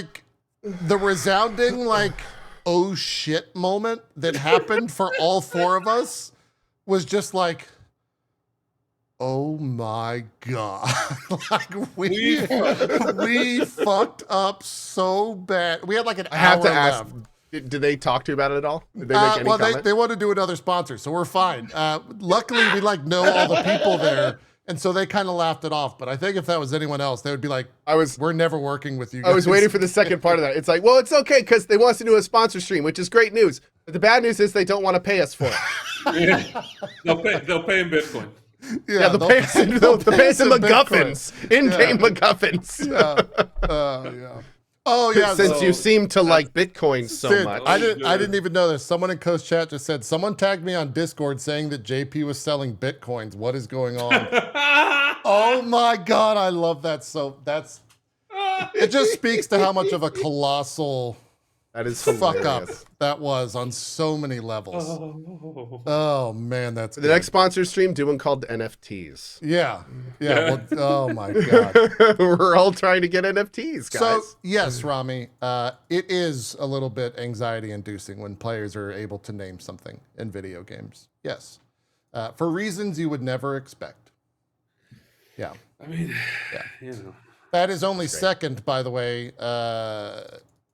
Or sorry, that only eclipses very slightly the sponsored stream that Zeke Coe and I did 2 days ago, where we spent an hour building and working our way up a tech tree for Coe to then pilot the ship Code straight enough. into a No. wall, No. exploding the ship and resetting all of our progress. JP put You're a gonna blame this on shipyard. me? You put a shipyard directly facing a building. I literally, the second the ship started moving, I held right because I saw what was coming. And even with the You put the turn, helm we on still the other slammed side. into it. No, There's a giant you put arrow on the helm- bottom. No. There's a giant arrow on the bottom that pointed towards the building. Coe, This seems Okay, like a fair good enough. video game. I have to be honest. But you Cole, did all you have pilot to it. do- No, there is a fact. No. That No. Coe piloted it into a mountain or into a series of rocks. Okay, that is a No. fact. Another fact is, No. as a result of that, I spawned in the ground and couldn't get out for 15 minutes, even after reloading a few times. Because Okay, of I that did not put the crash sails down. I did not pick where the. Okay, no. You know what? No, you're gonna hear from my lawyers. oh, This is bullshit. God. I don't have to take this. I think I'm watching this. Yeah, it's pretty funny.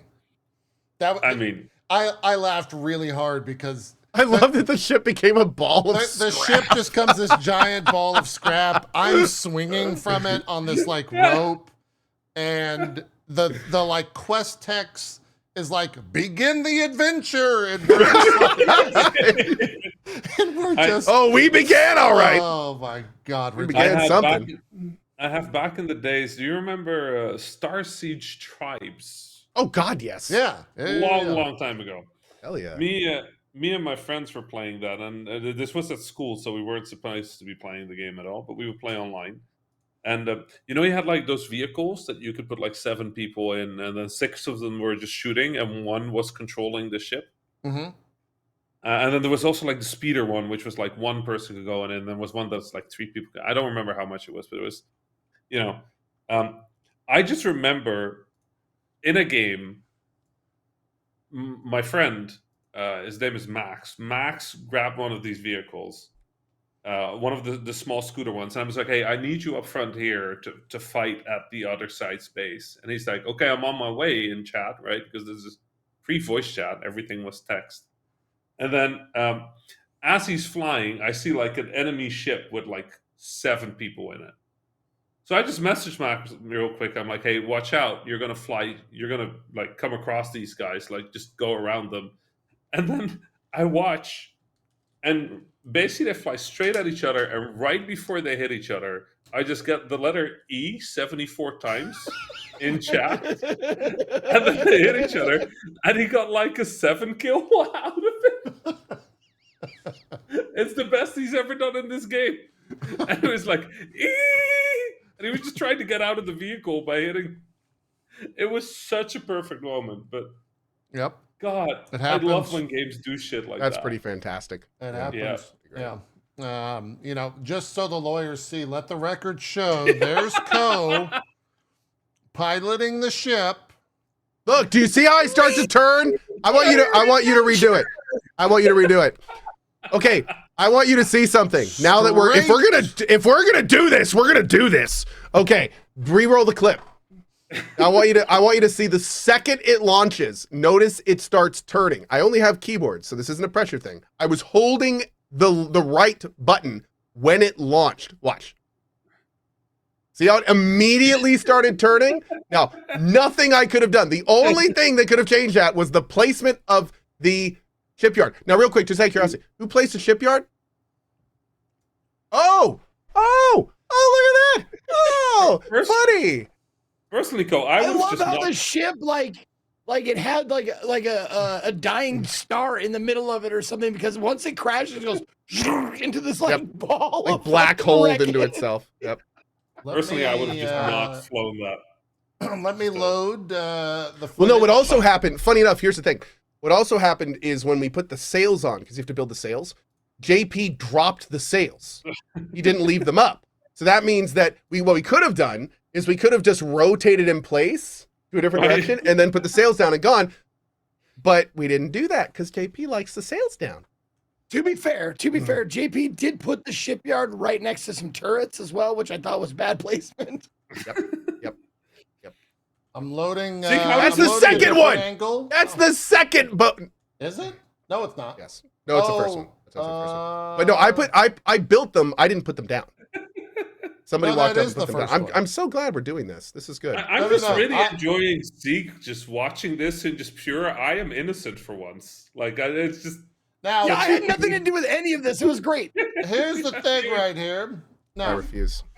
Co, let the record show on the I'm leaving the right-hand show. side, control space vertical. Yet the driver chose to press W straight into the wall. The sails were down, JP. There's no W. Oh, there's W. The first. Do you see the first clue on the tutorial? What's popped that? Hold vertical. Hold Let's vertical. It says hold vertical. The first line of the. Look how tall that tutorial building says is. Hold, That would have done nothing. hold vertical. It's right there. No, that's the second boat. That's my boat. That's the second boat. I'm good on that one because I put the shipyard down on that one. Yeah, that's a good boat. Oh, We got there So we- eventually. we did get there eventually. Personally, if I had an airplane parked in front of a wall, I would not start it. Like I'm gonna be very honest. Like that's my only. Just don't press accelerate. Well, I think it's don't go into a plane that the three of us built, Rami. I mean, just, That would have been your That's- first mistake. Yeah, that's Yeah. probably the lesson to be learned here. If the three of us ever offer you to go in a plane and one of us says we built it, get the fuck out. Go take your dog outside. Don't get in just that leave. Just get out. We wouldn't ride in that plane. You should not ride in that. That's correct. I mean, I'm understanding that if Zeke built it, I'm totally fine, apparently. Well, the thing is, you would be, but you'd have to wait way longer because it would take me so long to build this fucking thing. Because with those guys are like, they're speeding through. They're getting shit done. Like I played the game for an hour before the sponsored stream, and they got what I got done in like 15 minutes because they were just like, okay, we're gonna go here, grab that. Okay, grab this, grab that. And I'm sitting there like, I'm looking around like, oh, that's a neat flower. Look at that coral. Oh my god, that's great. So you have to wait, but mine would work. True. Right. So you're Airbus and they're Boeing. Yes. Well, not yet. Okay. Boeing did contact Co and I. We're talking to them. They want us to make some planes for them. It's tough right now here in the U.S. So it's true. Yeah. I was leaving my house yesterday and I reached for the front door and it just flew off the hinges. So the Boeing was like, "Hey, need a job?" Yep. Co, you can also try Ryanair here in Europe. They're great. Ryanair is pretty good. I do like that. That's our show. I don't know what the show was, but it was fun. And I hope you guys had fun watching and listening. I feel like my brain is full of so much knowledge. Thank you, Rami. Yeah, we really just passed on so much knowledge. Ties for some reason. That's right. Don't forget big space for a lot of people.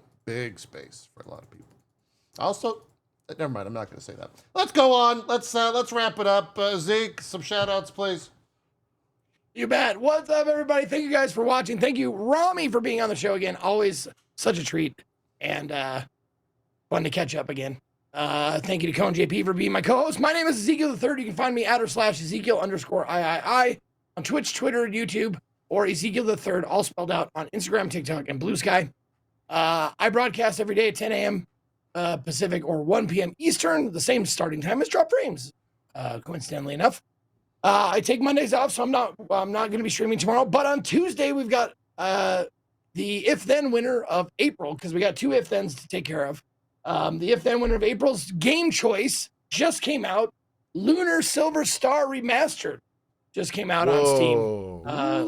Okay, so we're going to be firing that up on Tuesday. I don't know if I'm going to like it or not. We'll see. You're going to hate it. However, it's a great game, but you're going to hate it. Nah, it's going to be great. Okay. It's going to be great. So that's what we're going to be starting on Tuesday. And that's all I got planned for now. So thank you for watching. Fantastic. Co, do some shout outs. Sure. Hi, everybody. My name is Co. As always, thanks to JP and Zeke. And a huge shout out and thank you to Rami. It's good to see you again, man. It's been too long. I'm just getting started on Blue Sky, so I'll probably be seeing you a lot more.